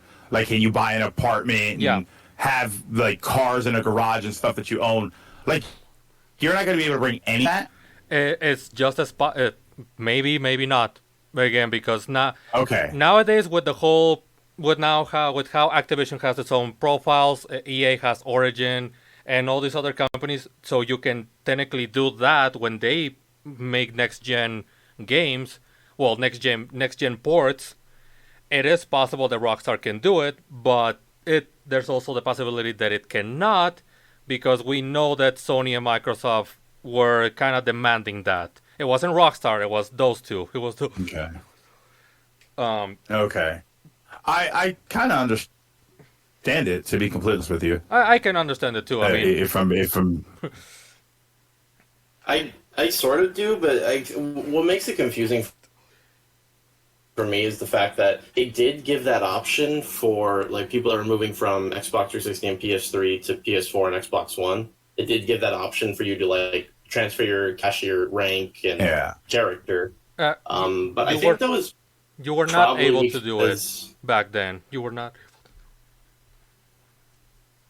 Oh, you did from PS3 to PS4. You couldn't transfer your money either. You could not do it, but again, like I said, the only reason why it's possible now is because even if you're playing on console or PC, it's all attached to the same social club profile. So again, that's the only guideline that people have to have that theory that it is possible. But we have articles describing the other stuff that I mentioned, like how Microsoft and Sony are the ones demanding for the currency to be restarted when you're getting into the into a new port. Okay. I mean, I get it. I it's discouraging for a new player to get into a game, and then you get into the game and everybody's got millions of dollars. That's actually a good point. You know, and you feel like you're starting at the bottom and you don't want to play. Mm-hmm. So if you're starting on a new system, they might want to encourage people to, yes, GTA 5's been out for a long time, but you can try it now, and everybody be starting within the same area. Mm-hmm. You're not going to be wildly overpowered or anything like. It's like a PvP game. Yeah. Where you're starting at level 1 and everybody's at level 80. So I get it. I get the idea of trying to level it out so that it's a bit better for comers. I mean, the new people are still going to have, the old people are still going to have the advantage in that they know the game. They're gonna know the markets. They're gonna run everything. Mm-hmm. But it's a lot more encouraging for a newer player to know that they're not going to get face rolled the second they walk in because they have nothing and everyone else has everything. I'm actually very glad now that that you're part of this, because I never thought about that, and it's been over a year since we knew that this thing was coming up. It's coming up at some point. It's coming. But yeah, it's gonna happen. I mean, and to be honest, they if it's Sony and Microsoft pushing it, they might want to. I don't know who manages the servers for that game. Nobody. Well, it's for PvP. all we know, they went down the. Oh, it's a P2P. Yeah, like there's not like that's what also bothers about the currency, because they don't have dedicated servers. They never had. Okay. So yeah, I think that's why. I think that's what it's going to do. It's going to give everybody, make everybody feel like they're on a more level playing field, and that's going to encourage new people. Because I'll be honest, I would never try that game. I would never try that game now, knowing that if I go into the game, I'm just screwed right from the beginning. Yeah. Sell my virtual body for money. Well, I mean, which is, if you're gonna do it in any game, it's gonna be Grand Theft Auto. Also, to be fair, if you look at Twitch streamers of GTA, then technically this game is also an RPG. You're literally role playing in that game sometimes. Like, I'm not kidding. Yeah. If you look, like there are some that are literally like, okay, we have this server or this group of people. Everybody's gonna have a certain scripted role. Like, it's pretty much Dungeons and Dragons, but GTA. Yeah. So yeah. Yeah, that's the RP role. The RP used to play Warcraft. There are role playing servers. They were labeled as role playing servers, and the point was when you would get into like the guilds and the conversations you were supposed to be in character. Mm-hmm. And people like that stuff. They were very into it. I've never experienced it. I used to always joke that I was going to go role playing about iPods just to see how long he kicked out. Oh my god. And you weren't supposed to modern stuff, but some people get into it, and that's, you know, that's great. It's great for that. I'm a little surprised that GTA. I don't know if there was a GTA VR game. I feel like a GTA VR game would be the thing that people would use to really role play those characters. The closest we have to that is first person mode, which was added on the PS4 version and onward. Yeah. Turn that into a VR mode? Yeah, we'll go nuts for it. Yeah, I know that. But, and just like they will go nuts, and yeah, just like with those good segues, on the given the time, and because Greg has his own things to do, our final and third topic of today. So, again, this already has some date. It's just as good as some expired milk of any kind, but again, like the whole Twitch hot tub stuff finally hit the road again, because last week, two major ASMR hot tub and all that CRRP kind of thing hit the sack when they started doing ear licking ASMR. And what is not ear licking, mic licking. Mic licking. They would lick the microphone. Yeah, not like, but they will not just lick it with their tongues. They will get masks of like horses and pigeons and just different kinds of animals, and then bump their heads on the freaking microphone for some reason. Like it's nuts, dude. I swear to God. Like pandemonium. Yeah, no. Okay. I'm gonna be completely honest. I'm gonna keep it a stack with you. I did not know that part. Yeah. Like, just thought they were licking their microphones. No, and to be fair, though, the whole well, so when are you guys doing this in the hot tub cap? But again, the Kickstarter campaign, man. Well, we can add that to the Kickstarter. There actually was there are guys. Have you ever been to the hot tub section? Like the category to browse what's very there? rarely. No, but yeah, okay, no, I have. You have to do it. There are guys. There was a guy. There was one guy that was actually in a little like a kiddie pool, but he was like a big hairy dude with a beard, and it was hysterical. Yeah. Someone had it was lo-fi music, and it was Uncle Iroh from Avatar in the hot tub. I remember. We watched it. We watched it on stream once, and there was another one that I saw where the guy had an overlay of like a kiddie pool in the front of the image. So he wasn't actually, he was sitting in his chair, and then he had like a wife beater on, like a you know what I mean, like a floral shirt wife beater or something, and then it looked like he was sitting in the pool. Okay. And then but that, I guess, qualified him for that. So I was like, it's kind of genius. No, it is so funny. Like, but there are two major streamers, Indy Fox and Amaran, who got banned. Yeah. Because again, they were doing that whole ear licking meta right now, but they they finally, like, as we mentioned in our exclusive podcast talking about the hot tub meta, where it's just a matter of like, okay, how much can you keep crossing the line until you finally notice it, Twitch, they were by this point, you know how usually female streamers have the camera looking down on her so you can see the goodies, but better to put it in a simple way. Yeah. Now it was on the backward, on the back side, and that was the thing that was on front. There was like, you will just have the fucking beach right there in front of you. It would just. Yeah. It's. I mean, I want to say they're putting the envelope, but they're really not. Like they're doing the exact thing that they know works, and so I mean, more power to them. I guess I always say that, look, you're going to do whatever you're going to do to make your content for it. As long as it doesn't violate TOS, you go for it. But just don't act like it's not what it is. Yeah. Don't act like it's not. You're not doing it because you know that a bunch of people mostly guys are going to want to drop you money and donations and all kinds of stuff, and they're going to ask you a bunch of questions. They're going to be super pervy and creepy and super cringy. Like, it's going to happen. And then you can't sit there and be surprised. Like, oh, you're sitting there in a bikini with the camera pointed down cleavage, licking your microphone, and then you're wondering why the weirdos are the ones responding to you. Yeah. I mean, I don't...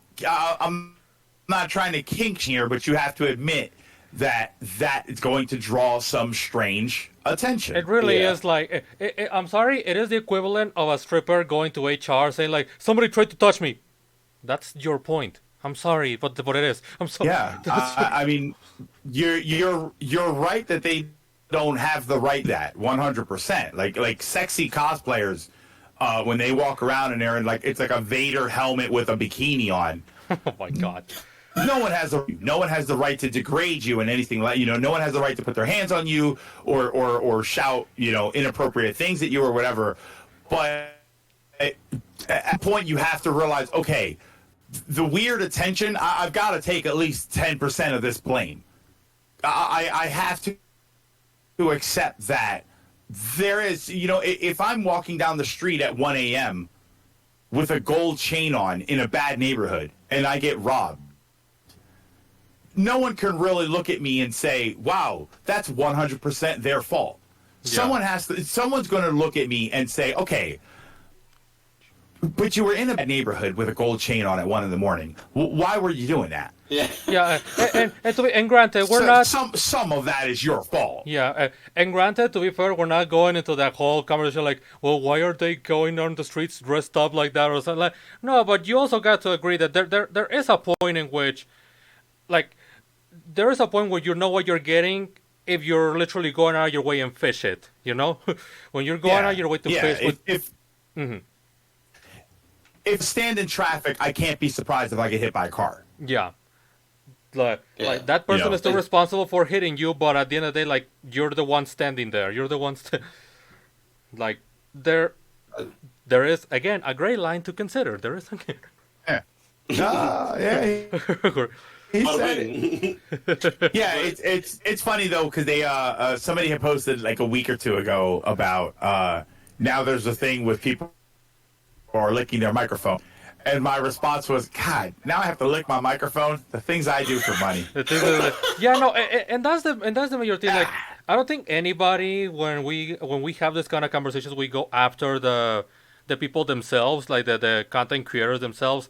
After all, all they're doing is taking advantage of the system itself, which is why I always go into like, there's a huge difference between what's bad and good, and then there's what's legal and illegal.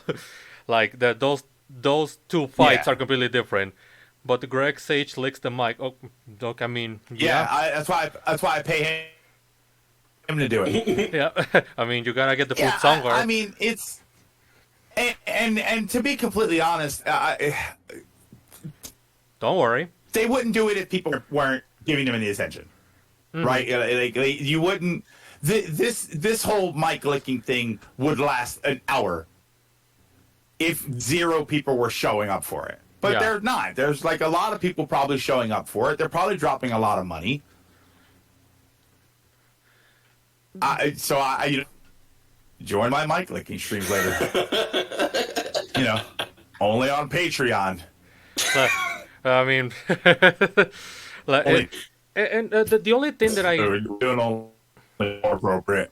The only thing that I actually always tend to have an issue with this kind of stuff, like in a general consensus, is that, and then again it goes more onto Twitch more than anything, is once again the fact that when Twitch supports this, or when Twitch sees that the audience and then supports it, it creates that standard, like it creates that standard, and it goes back to what we were supposed to be. Well, not so much fighting, but be the opposite of traditional media, in which it doesn't matter if you're a cutie face or whatever. Is what matters is that you are an actually entertaining person. Like, you have to rely on your own skills for once in your goddamn life. So now that I mean, there are streams. Mm-hmm. Go ahead. No, you go.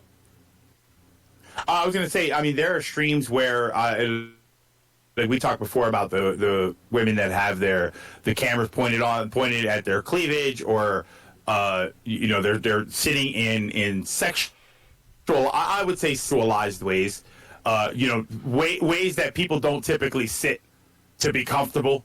They're clearly doing it to show off their thighs, or something like that, and they're not doing anything.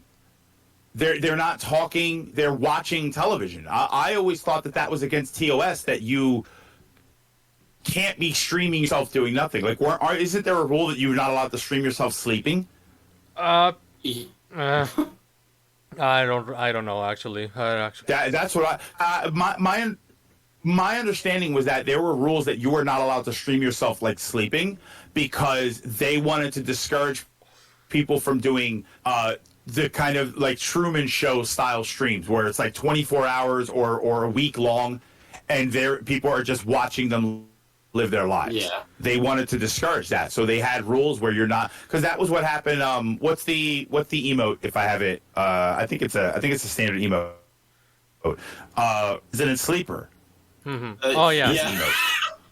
That was a guy. I learned that story like 2 years ago. That was a guy that fell asleep on stream and was streaming for hours, but he got in trouble for it, because you're not allowed to stream yourself just sleeping. Usually, it was in the case of them. How are some of these getting by on not doing anything and just sitting there? Like, I mean, obviously, licking your mic is not doing nothing, but it's a little weird. Oh, it is weird though. There was one time when I actually found one of those, because again, I was looking at ASMRs because, one, I wanted to do proper research for this, and two, hey, I'm a guy. But but at the end of the day, and it was literally like research. Yep, like research and then research and then yeah. So tell me what websites I can see this on, so I can them later. Well, Twitch. Wait, you serious? Yeah. Well, you serious? But so again, I jump on it like ASMR. That's all it says, and then it's just in front of the camera, just this one girl grabbing the mic, and then like, God, jeez, and I'm like, yeah, I'm not sleeping today. I'm not sleeping. Like, maybe I just don't get it, because I like ASMR.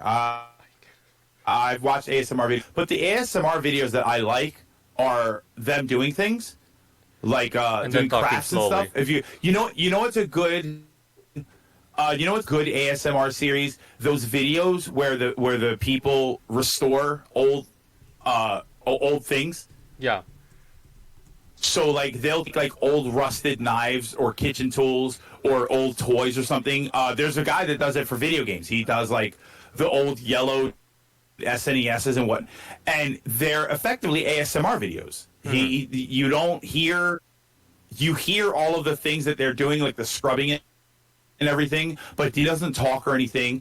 And they're effectively ASMR videos, but it's like something's happening while they're doing ASMR. That's interesting to me. Or even reading ASMR. I have seen that. Interesting. Yeah, those are very cool. I like those. They're doing something. Mm-hmm. But the ones where they're like crumpling paper. Yeah. And like they're just crumpling paper into the microphone, or they're I mean, obviously they're licking the microphone. We're gonna stay on topic here, but the one like they're going into the mic and they're just making like popping noises and stuff. It's like, I don't understand where that appeal is. Yeah, no. I don't know where that is. Like I mean, it's it's just one word: fetish. That's just all there's to it. Like, some people just like the sounds of it and all. Like for example, and I know this as because again, I went to study movie production and all. But did you know that a friend? No. Again, in college I learned this. But did you know that over half of the sounds in the porn industry are actually Foley sounds? Like, they're not actually doing that noise while they're in session per se. Yeah, they're dubbed in audio. Yeah, like if you ever, I'm not going to sit here and act like I don't watch porn. Nobody's. If you've ever, and if you do, you're a liar or a very heavy fetish. One of the pet peeves that I have with them is when the audio is not synced properly. Yeah. And I'll turn it off. Okay, I don't care how hot this is. I need to turn it off because of the audio. The fact that they're saying things to each other and mouths are moving and nothing, and the words are coming out 4 seconds later. I can't do it. It's just. So you're saying, as weird as it sounds, it's gone. It's gone. So you're saying you turn it off because it turns you off. Okay, because it's. Yeah. It turns me off. I turn it off. Yeah, no. Give me good audio. That's what I need. What I always say for stream. Give me average video. I need good audio. That's what I need. And that's pretty much my. That should be my job. That's pretty much my Mastermind review in a nutshell. But whatever. That's pretty much my customer. There you go. I'm gonna be the audio guy on a porn set. It's gonna be me. In my case, like, I'm okay with women, but that's a difference. But again, it's their own Pride Month. Hashtag Pride Month. Hey. But on this note, again, the major thing here is, once again, yeah, you're taking care of them, but at the end of the day, it was for like 2 days, and they're already back in the game and doing what they were doing before they got banned. So, yeah, so again, they're chasing trends. Yeah, no, they're chasing trend and then testing the waters. You might say that's all they're doing. You might want to say like there's also just testing the waters and all. But at the end of the day, like once again in this case, even if like no matter the gender or whatever, now they're back in the pool. Very much, yeah. And with that, now you're also establishing that, yeah, no, this is what people want, and this is what Twitch has. So God forbid there's another female Twitch streamer that is actually trying to, hey, we're gonna play some Pokemon, and then where's your bikini? Like Jesus Christ! Yeah. And again, it is a thing. Let's be real. This is supposed to be a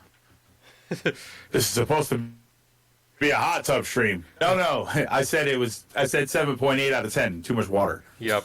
Oh my! Don't even get me started on that because again, like we have things coming up, but.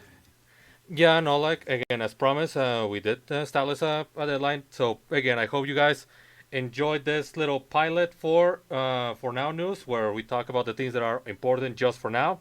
Again, remember to check, to follow on Twitch and all. And once again, check out Uncle Silver Greg on what are your sites, since, again, you have, like, different names depending on the website. Pretty much the same. Uncle Silver, so twitch.tv/Uncle Silver. And then on YouTube, it should be Uncle Silver Gaming. I didn't drop the gaming from there yet. Okay. But yeah, that's pretty much it. And then on Twitter, I'm at SilverGreg78, which I don't know if I'm allowed to change that or not, so. Okay, well, that's a good that will always be I should look that up. a matter of depending on how things go. And again, in our case, remember that this is part of our series of sections for the Kickstarter pilot of the Gray Line Show. Remember that to check the Kickstarter that is in the description. Hold on, your mic is like. Sorry, I'm a little far. Yeah, I'm trying to like check things out. Okay, how about now? So there you have it. Hope you got all the information that matters, just for now. But moving on to the next topic of the week, let's dive into our section Online Wonders, in which we dedicate a moment to recognize some of the talent that is only possible to see, appreciate, and enjoy thanks to the online world. Have a look. One of the commitments of any person making reviews or vlogs is that in order to keep things happening, they must keep themselves exposed to different projects related to their work. With that said, one of the major sins that people like me can make is to not finish whatever project I discussed. I cannot quite make a review of a movie by just watching the first 20 minutes of it. In other words, there needs to be a golden rule to not judge a book by its cover, unless it's the Kama Sutra. And sadly, with this channel in particular, I ended up making those mistakes. I mean the cover part, I don't think he'd be down for the Kama Sutra. I got exposed to Kadekoris first with 5 particular videos: his ukulele review, Breath of the Wild, unpopular gaming opinions, Peppa Pig, and disappointing games. Now, everything in these videos were all good opinions to have, even if I can disagree with some of them, and I thought his Peppa video was fucking hilarious. However, it did give me the impression that his content was focused on him trying to be the opposite side, the kind of reviewer that will just have something really funny yet different to say for the sake of have something different to say, and it just didn't quite catch my interest beyond his Crash Bandicoot videos. I thought those were really interesting, but I ended up not watching his stuff afterwards. But that was until his Crash 4 review. I loved that video. I felt it covered every basis that was possible to tackle in a video without turning into a rant and keeping a pacing that anybody else would lose in a video of such length. Which made me say, you know what? I was too pessimistic on this channel, and it's entertaining no matter what. Let's give it a more proper check to make a verdict out of it. And as you can figure with it being in this section of the show, I think it's a fantastic channel and I recommend it quite a lot if you're into gaming and entertainment as a whole. Now keep in mind that I haven't been able to finish watching all of his content for this video. I went for a couple of what are considered standalone videos, a few vlogs, but most importantly, the Kadekorus show.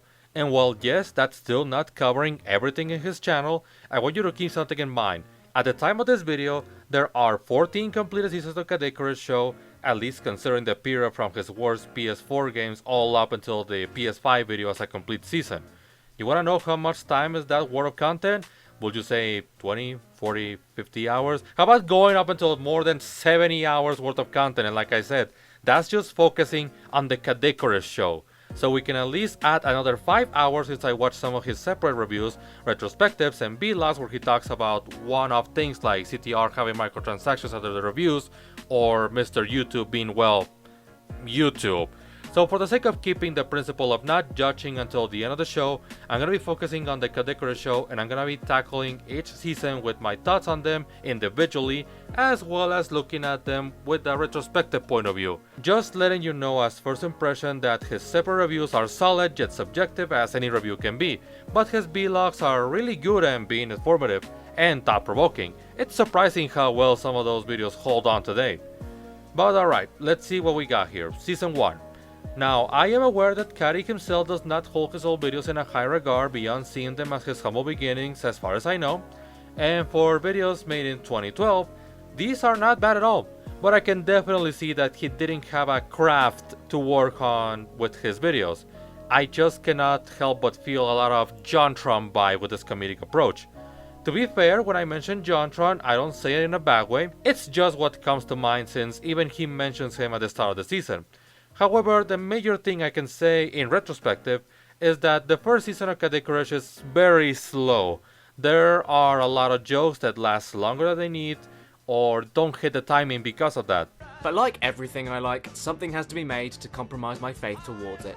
And so, we have today, right here, right now, this bawling ape of Mount Duck. I wouldn't consider the jokes bad in concept. I found myself laughing on a lot of those jokes. But I can say that the timing is what caused that hit and miss on this season. I'd still say you should watch it for the sake of having this good time capsule of his career, especially to see how far things have come. Season 2 of the show. Now, I cannot say that there's a lot to say on this season per se. Wow, that's a lot of saying. It's a bit more of the same, but a bit more polished. There are more skits, a bit of variety given the addition of more top videos, more creativity, and a bit more violence. I still say some of the jokes don't make the landing due to timing, but it's still an improvement. Megon!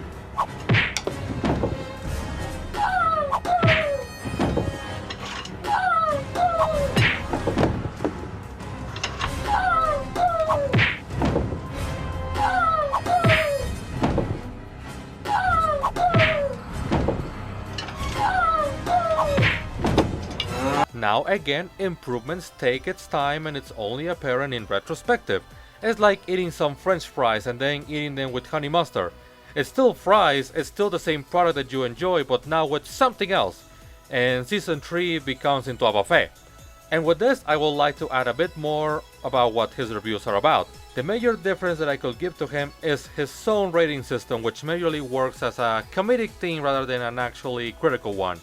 There are 3 options with each game. Slaughter, which means the game is majorly not worth having around, the Salvage, which kinda gives the game a pass and being something worth keeping, and the Slowbage, which is an in-between for a game with pros and cons.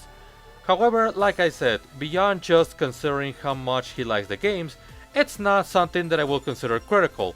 In fact, I think it's time to give this point to his show. It's not trying to be a traditional reviewer, and by that I mean he's actually a good one. He keeps things as his own thoughts instead of talking like his thoughts are a matter of fact and it never shows a sense of malice within his thoughts, he just wants to entertain you. And I mention this because Season 3 is where I can say that he went on to rework his craft in order to get his own style of editing and sense of humor, as well as having more sketches, complete change of the timing of the jokes for the better, different locations, and the beginning of his eternal hatred saga on Phoenix games. And I'm sorry if I'm repeating myself a lot, but this is sort of what happens with this kind of content. It's not meant to change the wheel of content creation, but to become its own kind and stand out, while still being a wheel. Season 4 is definitely a drastic change, since this is around the time he went on to live on his own instead of the family house, which meant that the skits will be with other people and the formula will have its own change compared to the previous seasons. And quite honestly, I love this season, but it is my least favorite so far, at least in terms of content itself. It's just very random. But to be fair, anything that has the Zoo race can fall into that kind of label. But videos like his Resident Evil review and Mr. Domino are really entertaining, as well as the LSD simulator. Yeah, that was also a thing, people. Season 5 is one of my favorite seasons, given how, as I mentioned, I think it's right when he pretty much perfected his craft, and is one of the strongest seasons given the insane amount of topics that managed to be tackled during that entire season. Although seriously, I think this is a real deal in terms of which season solidified Caddy's style of work and what truly made him stand out, and it's also the season that gave us Puppet into the show. I'm a person easy to please. You give me a puppet and I smile a bit, and it clearly looks very well crafted. Call me impressed. I'd also like to shout out how this season gave us a very interesting variety of videos. PlayStation cheats, things that will scare us as kids, tips for Bloodborne, dream rosters for PlayStation All-Stars, because again, we all wanted that shit to be good. I'm serious, if you're looking for a good starting point for binge watching the show, start from here. And it only gets better from that point on with Season 6, which had the same amount of topics and simply went bigger. Bubsy 3D, Disappointing Games, Scooby-Doo, What Is Wrong With You, and my personal favorite video of the season, his Wipeout review. I never heard of this series until now, and as far as I knew, Wipeout was just a funny yet shitty athletics show. But now this is one of my favorite games on the PlayStation 1, and I really wish I can find a chance to play the PS4 games sometime in the near future. And I do mention that one specifically since a lot of the other stuff is either a game that I have already played, like Bugs Life, which is really good, something that's majorly fun for a video and nothing more like Stuart Little, or just something that I will call the police if you try to make me play it. Season 7 is majorly memorable due to the fact that it's from this point on where he gets more determined to refresh himself, more specifically adapting some of his previous works on Crash Bandicoot, Cash Benuka, into his current format of work, as well as adding a few extra elements like a movie review, unpopular opinions, and Spice World. And yeah, I didn't say everything was good. It's the season with Enter the Dragonfly. You can only do so much, okay? Season 8 is when I can say that Caddy kinda lost himself yet loves where he's at. From Simba's shitty adventure to literally reviewing nursery rhymes on a VHS, or even getting into Peppa Pig and saying what everybody wanted to say. Cadecorus is the voice of the people, so I guess we're really doomed. There's a lot of points in which the season just gives up and says, fuck it, let's just talk about a lot of moments in which I felt traumatized as a kid. Yay, fun! No, but seriously, this is probably the most experimental season so far, and I cannot help but think you will get into something if you watch this season under the influence. That tastes nice. You like eating peppers inside? Not really. Oh. Season 9 is the one with the most topics up until this point, with 20 different videos to watch, and unintentionally, it feels like the most rewarding for fans. You got the Insane Trilogy collaboration with So Call Me Johnny, as well as the GBA Crash Bandicoot games, Toy Story 2, which is one of the best licensed games of all time, but you also have Doom, Ridge Racer, Peppa Pig on the DS, Silent Hill, Mega Man 8. This is just a season that only feels better if you've enjoyed his content previously. So please do not watch the season without watching anything else beforehand, recent or older.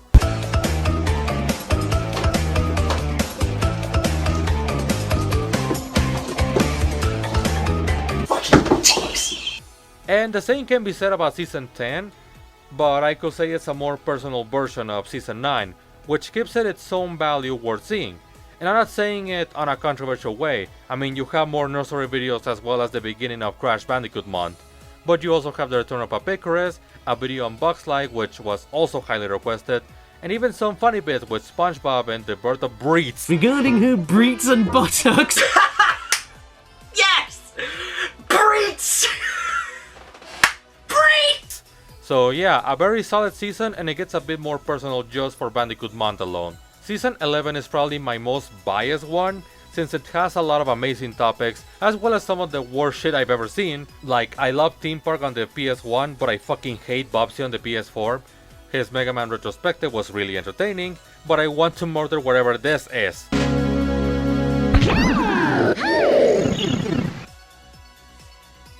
Okay, well, and I love just watching support and awareness on Red Dead Redemption 2. But him making a top 10 of bad things from Reunited Trilogy makes me want to cancel him on Twitter. I'm kidding. Now, Season 12 is one of his best seasons, but it's also the one that convinced me to make a video. Because Jesus Christ, the fact that I had enough time to watch this over 7-hour long season makes me want to fucking shoot myself. I should not have this much free time, my life is a mess. I don't know, Catty, you're the one that made this much content, you muppet. This season pretty much makes me think that Catty decided to say fuck it, I'm doing whatever, however, whenever. If you can think of any top tier video about Crash Bandicoot, what would you make it about? Did you say Crash Bandicoot bots? Because that's what he did! And even though this is not my favorite season, I think this is the definitive season of Cadecorus. Not only because of the length of the season, but it shows a lot of important elements about Sony and the gaming industry that we probably don't think too much about them. There's a video about box art differences that is just a thing that's always been odd to the eyes, yet I don't think people talk about it that much, and it's kinda good we don't see that happening as it used to be. But I am curious about something. I mean, Catty has a family, like a loving couple and kids he takes care of, yet he has no hesitation sleeping with the glove he found on Tinder. Hey babe, how you doing? Jesus, what have I done? Oh. Season 13, it's an interesting one, majorly for one reason. It's the last one that he has made that's related to the original reviewing format. Yeah, after this, with the exception of Crash 4, we will no longer get reviews to one dedicated game. And I will say that Death Stranding and Jedi Fallen Order will be the last showcases of this format on the Cadecorus show. Which, I mean, it was bound to happen before even noticing it. It was on Season 10 that we stopped getting the slaughter salvage birding on games, which I do think is healthier for a reviewer online to just make his thoughts speak for themselves instead of a verdict. But it was definitely something that showed the change of his work. The debut album from aspiring rapper Pepper Peminette. With him stopping to review in singular games on his videos being the latest shift of his style. And I can hold his final season at the time of this video my favorite season of the 70 hours of marathon that I enjoyed, and for one major reason. I'm just kidding, it's cars again. He's completely psychotic. Disassemble. Not only is season 14 the longest by a long shot with over 10 hours of length, it's also the most random and creative thing I have seen from a reviewer since Some Call Me Johnny's Donators Marathon. You have videos talking about demo disc, spending money on bad games like the privileged white man he is, video game magazines and how cringy they can get, games for babies, and domestic violence jokes. Caddy, I'm tired. I don't care. I spent a lot of money on this game for you, so you're going to sit there and enjoy it. My thumb hurts. No, no, that's not enough. You will play it. You will hold that button and you will play this game and you will love it. Yeah? Don't make me get the bounce out. Roasting Yourself, Gaming in the Clinton Years, which is my favorite video of his entire channel if the references didn't say it already. God, I mentioned it, didn't I? The Toy Story review. This is one of the more popular ones on the channel, and for good reason.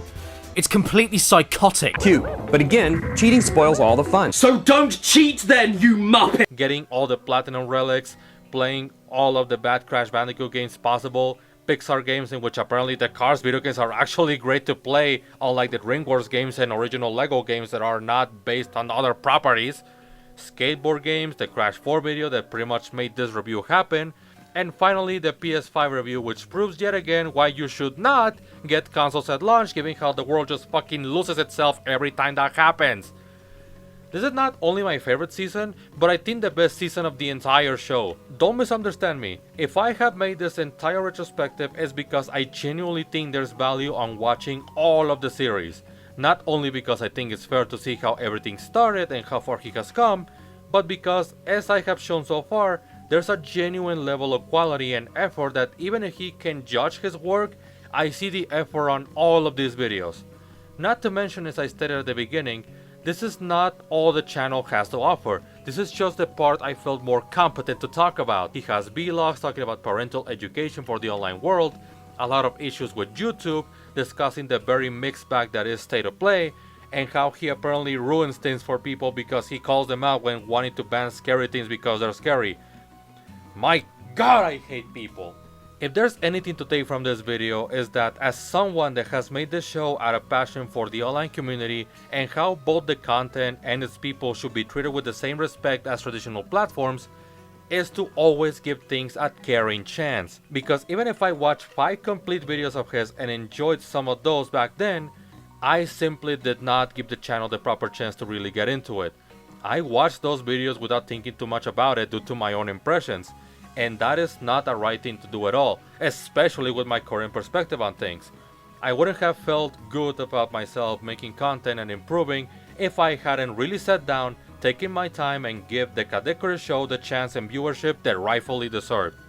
I put this section as also an epilogue to my special on YouTube called JuneTube, because while I didn't grow up with this channel like I did with the other 29 channels I mentioned, I think my enjoyment with this one works as a statement of why this section even exists for me, to show that the online world and its creators will always have something for you to enjoy, but the only thing left is that we discover them and give them a watch.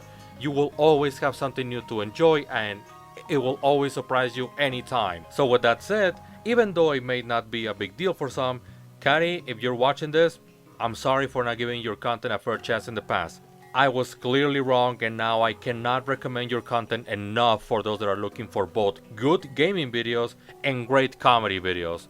I really recommend it even for those not into video games but want a good laugh. So with that, I hope this video was entertaining for all of you, and this time, thank you for listening, and most importantly, if it's your birthday today, then happy freaking birthday to you, and please remember to stay beautiful.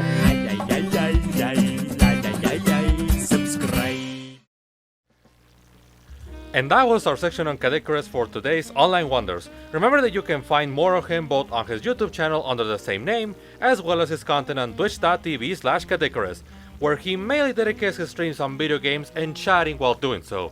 Speaking of games, let's jump into our second great topic and final segment of today's episode, where we cover hunts, colorful characters, interesting monsters, but also updates.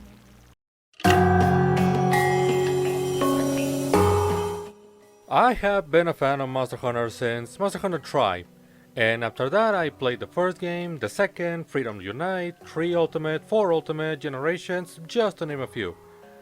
Okay, I know this kind of statement is usually said in a pointless manner to recall how much of a fan of something you are, but I can guarantee you this will matter later in the review.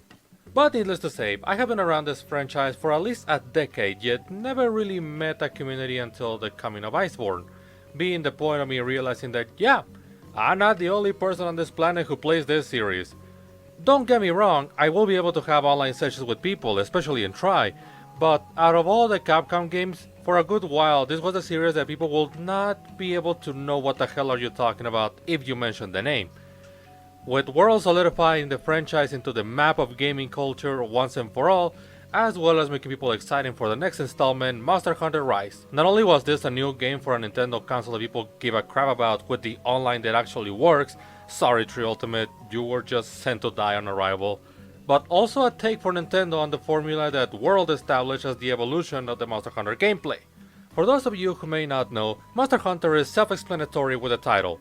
Throughout a dedicated story, you, as an official hunter of the guild, help a village with a specific predicament, in which this game goes by the name of the Rampage, in which monsters around the area start going wild due to some natural disaster among them. This natural disaster goes, at least at the start, as the name of Magna Malo, a monster that hunts down other monsters of any kind and causes the other creatures to start running away in a dangerous way. Since that same event destroyed the village a few decades ago, so as the hunter and a resident of the village, it's your specific duty to help Kamura village to restore peace and take care of its predicament.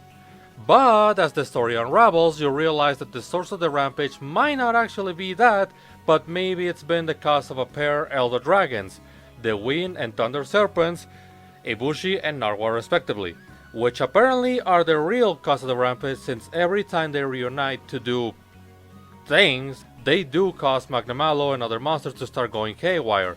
Something that does make sense since, as the story unveils, elder dragons are living natural disasters that affect the ecosystem with their mere presence.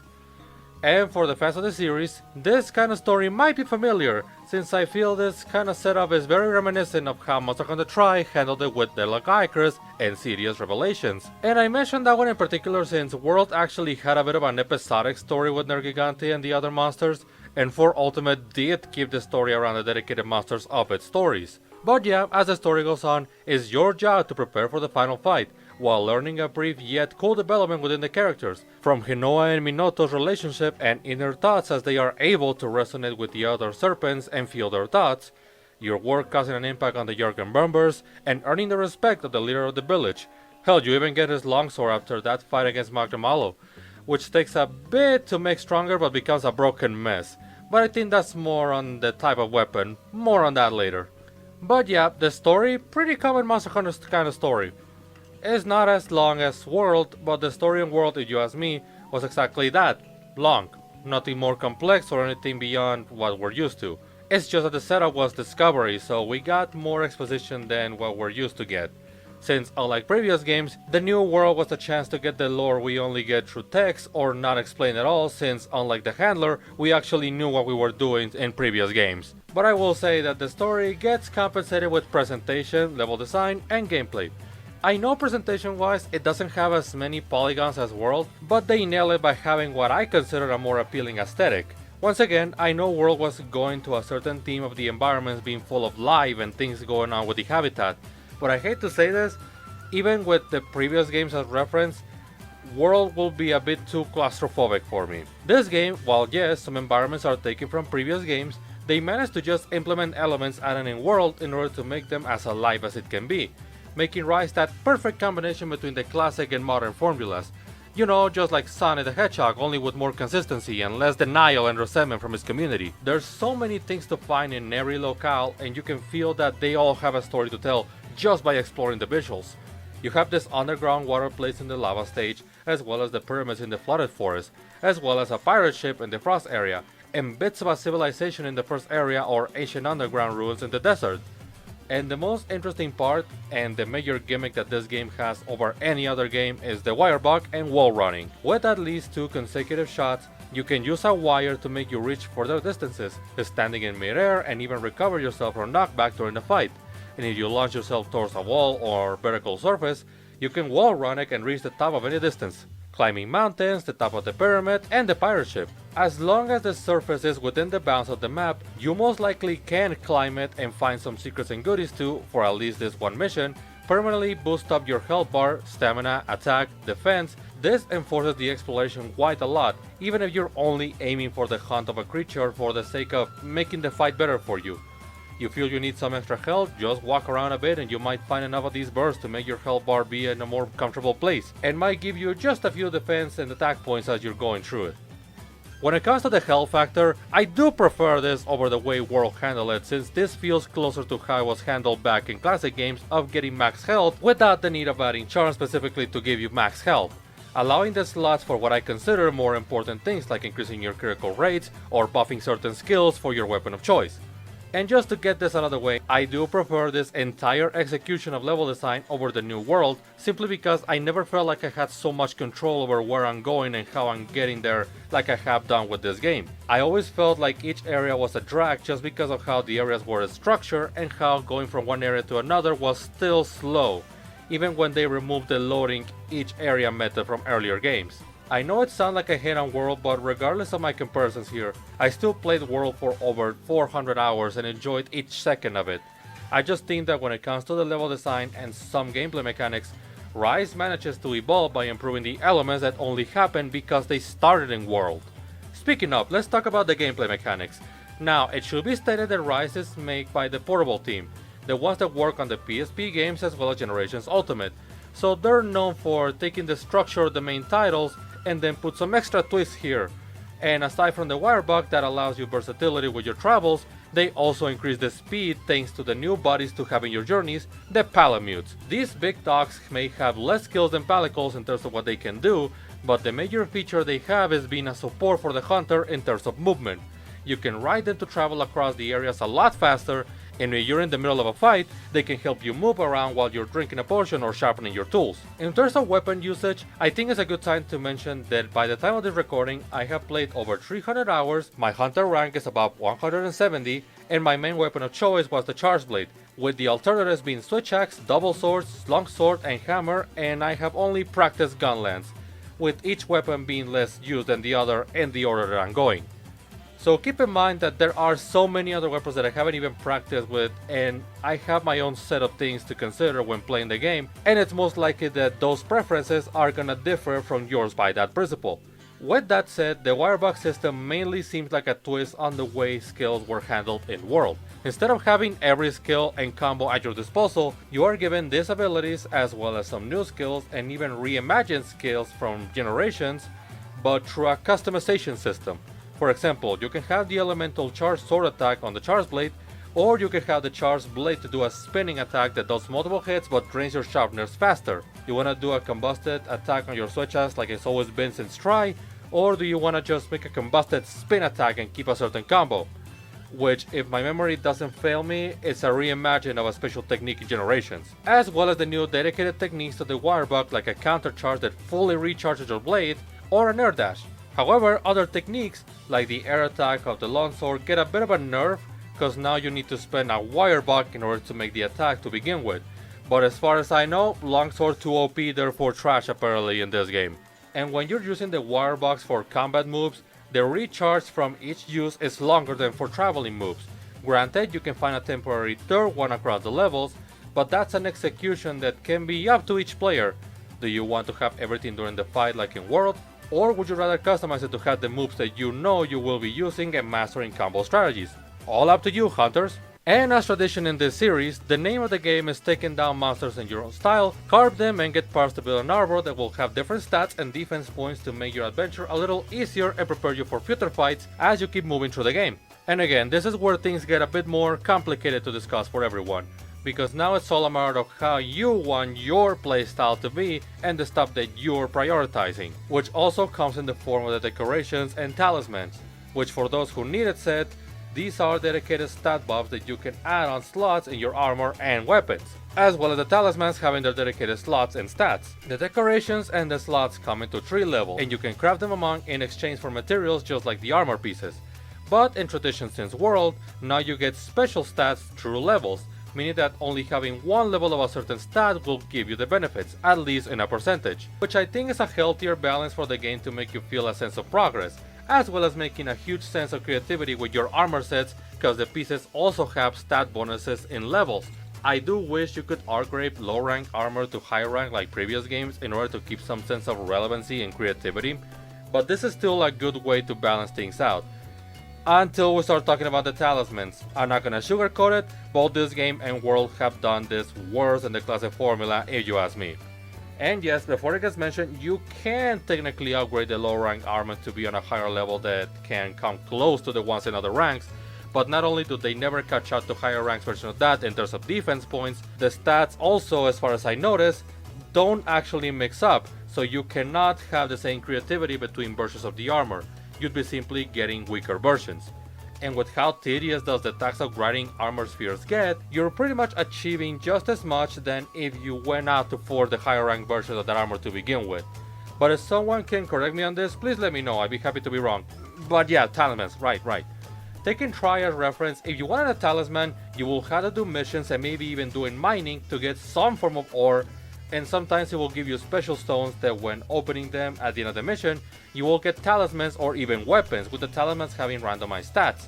This game and World use the melting pot, in which you give them materials for monsters, which by the way are only the ones at high rank and above, making the whole low rank work even more meaningless compared to earlier games, and it will be randomized as well. While I prefer this kind of gacha system over actual microtransactions, the idea of hunting down top monsters only to spend the materials on maybe getting the stuff that you want is a downgrade from the reward system in the original, simply because I didn't need to run out of materials that have other uses that I might need for armor and weapon crafting in earlier games. This wouldn't be a problem if I was allowed to use all kinds of materials in order to cover this, instead of only a select few of parts of each monster, and having to spend dozens of them in order to get a good batch of medals and see what you can obtain.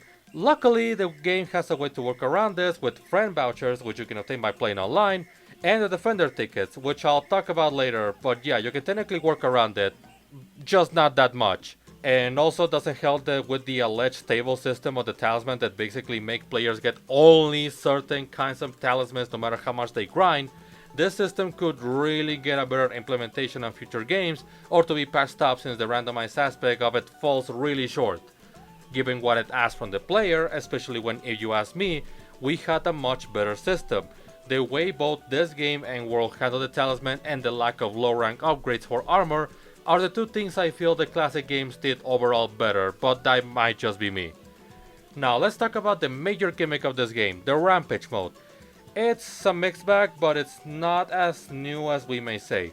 A lot of Monster Hunter games have at least one form of being in a stage that requires you to protect a fortress from being destroyed.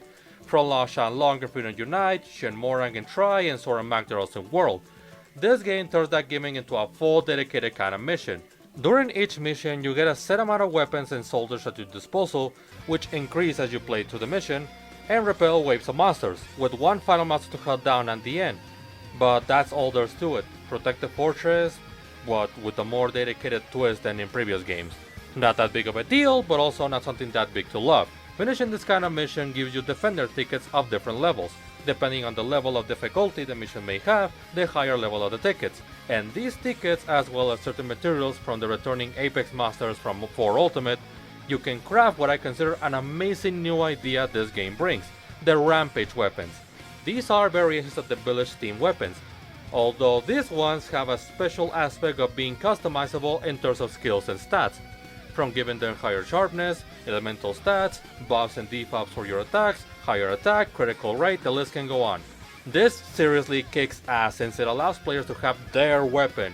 Problem is, it's not as open as it could be, since you can only customize so much given the limited slots and how each slot has a specific set of elements to customize. I hope this idea, as well as the Palamutes, become a staple in the series moving forward, since it will be great to focus on your dedicated weapon rather than having multiple weapons for different occasions. I'm at least glad I'm given a choice to do things the way I want with my weapon to be about and what I can do to make my character unique to me, especially with the insane amount of cosmetic features.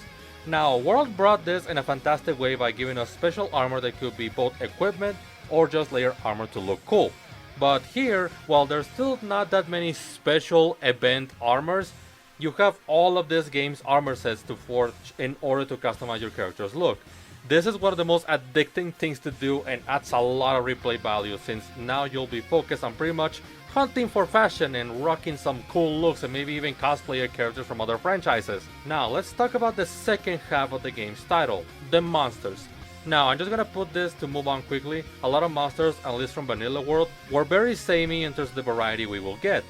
To this day, for example, I genuinely think that while it has some unique attributes, Anjanath is just a weaker pink version of the Deviljho, and while having appeal for certain monsters is a matter of personal choice, I think this game makes an effort on bringing more variety within the monster selection, from adding more Leviathans and insect types of monsters in comparison, as well as giving each one of them a bigger identity in order to stand out. And I know it seems like I'm hating a world, I know, and I'm sorry, but as I mentioned before, the only reason why I see this kind of differences is because I played and enjoyed my time with World all the way to the end. It's just that the things that Rise does in comparison, in terms of aesthetic, themes, and presentation, have a stronger sense of identity than World, and its versatility makes it easier for me to enjoy Rise over World.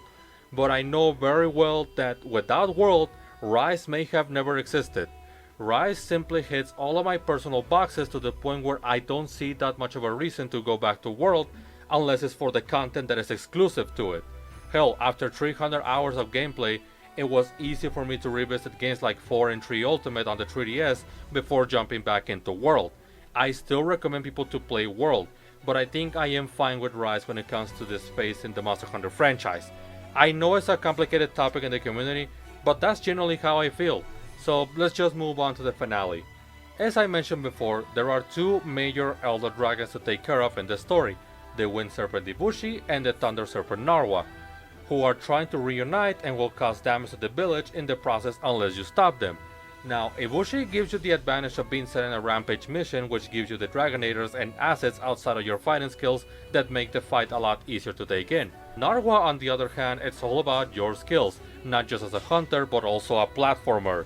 Never in my life would I thought I would have to do plenty of platforming in a Monster Hunter game, since for the Narwa fight you get these platforms with different weapons that can help you deal a lot more damage, as well as a one-time use for the giant cannon and the Dragonators, so make those count. Unless you're an Instaglaive user who can just jump around by default and make the fight a bit of a joke.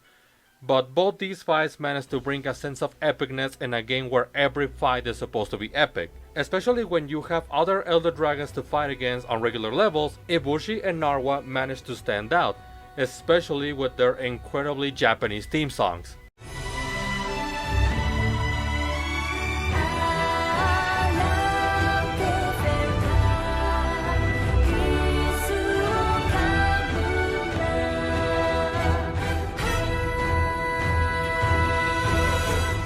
Now, after the taken care of individually, it seems all efforts were meaningless since Narwa and Ibushi do manage to reunite and it's now up to you to fight them together. In the update version 3.0 of the game that came out 2 months after the release of the game.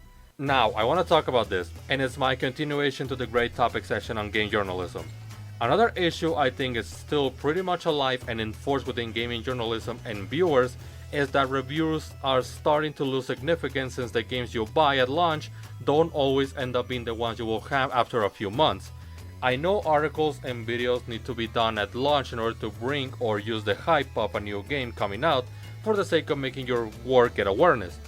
But given how updates and patches are becoming more frequent with each passing year, I think review updates should also start being normalized a bit more, especially if those updates in the game make your reviews feel outdated and pointless given how those changes may make your reviews have no sense on what's being said.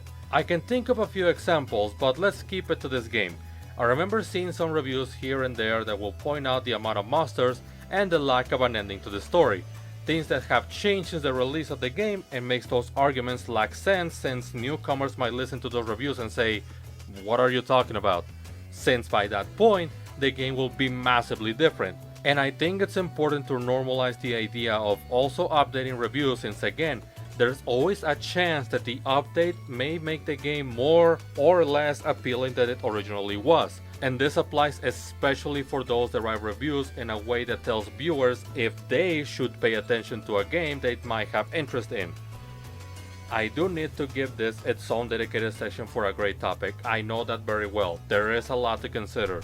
But I do want to at least put on the table that it's been years since game development has changed from how it used to be, and if the changes are big enough to contradict the original work of journalism, it is important to spread the awareness, especially when you consider that some folks might only rely on you for that kind of information. There is a huge difference between "I cannot recommend this game" and "I cannot recommend this game at this current state," because that also brings the aspect of enforcing the idea that developers should make an effort to improve on their games after they're being launched if there is something worth improving. In the case of Monster Hunter, I rather have these current methods of updates rather than buying the ultimate re-release of the game and having to do all the stuff from the vanilla version all over again. Now that is when I prefer having a chance to keep my progress and having the next stop in form of updates and DLC expansions like Iceborne. Majorly because I cannot imagine how overwhelming must have been for new players to jump into World when Iceborne came out, only to see all of the quests that tell you to be hunter rank about 100 or even 300. But that's enough of that topic, let me know your thoughts on that. I think the changes through the updates, like having the Apex monsters both on Rampage and regular missions, was a cool addition that keeps that freedom aspect of the game. And having Kushala Daora, Teostra, Chameleons, and a new version of boss tracks are great additions for the final missions of the main game and a showcase for things to come. But when it comes to the final fight against both Ibushi and Narwa combined, there was a lot of speculation on what the fight will be. Either a team battle, a fusion dance, or maybe even the birth of a new monster. And it's not perfect since I think they treat Ibushi like father, given how easy he is to kill, especially since we never get a chance to properly fight it. But at least I could have never expected to have this kind of fight.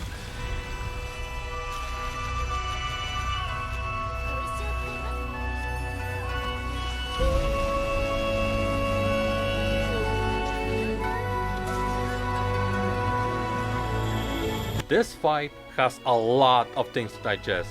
Not only does it give you as many ways to defend yourself as possible, including a turtle that allows you to not die at least once per use, but it also puts every aspect of the game's mechanics to the test, from learning to read the All Mother's attacks and the environment, but also when to use the wirebook after an attack, since unlike all the other monsters, you might run the risk of getting damaged again if you just jump or counter the first hit. Something that, from my experience, only this fight and boss tracks really use throughout their entire arsenal. But most importantly, the environment, setting, and narrative with how they were showing us that this particular fight, is the final boss of the game, which is impressive in a game where, technically speaking, you're always fighting final bosses, and that is one of Monster Hunter's consistent attributes, in which despite having a main line of epic monsters to fight, you will always have that final fight that manages to bring a closure to the entire adventure and have a climactic moment that reflects everything you went through. And this game is no exception.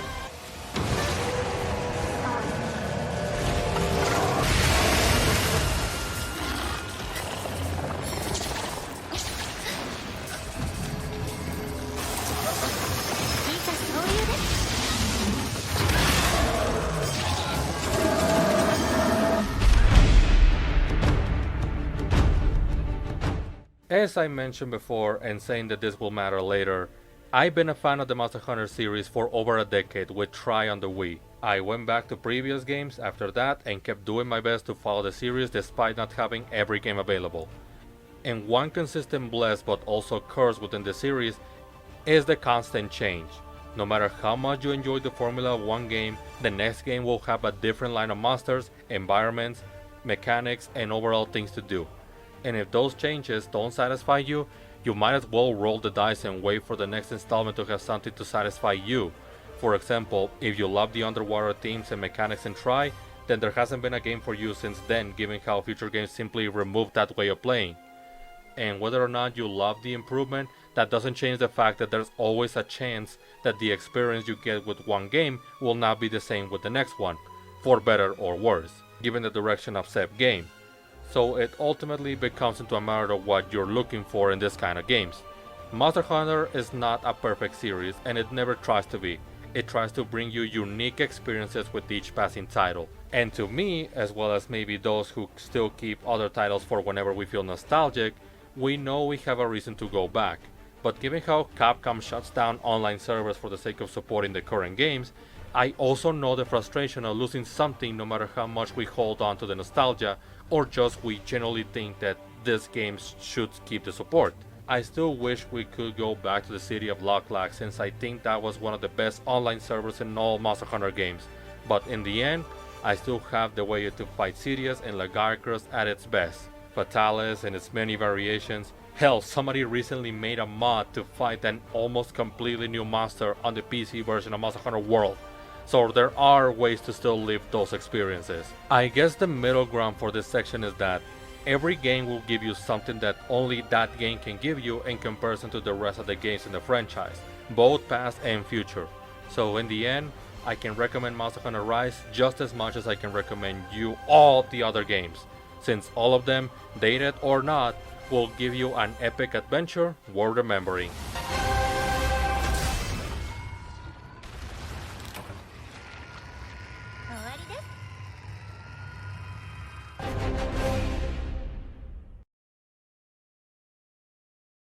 That's all we have for today. Thanks for listening to us. I'm AGM and hope we see you next time. And please, stay online.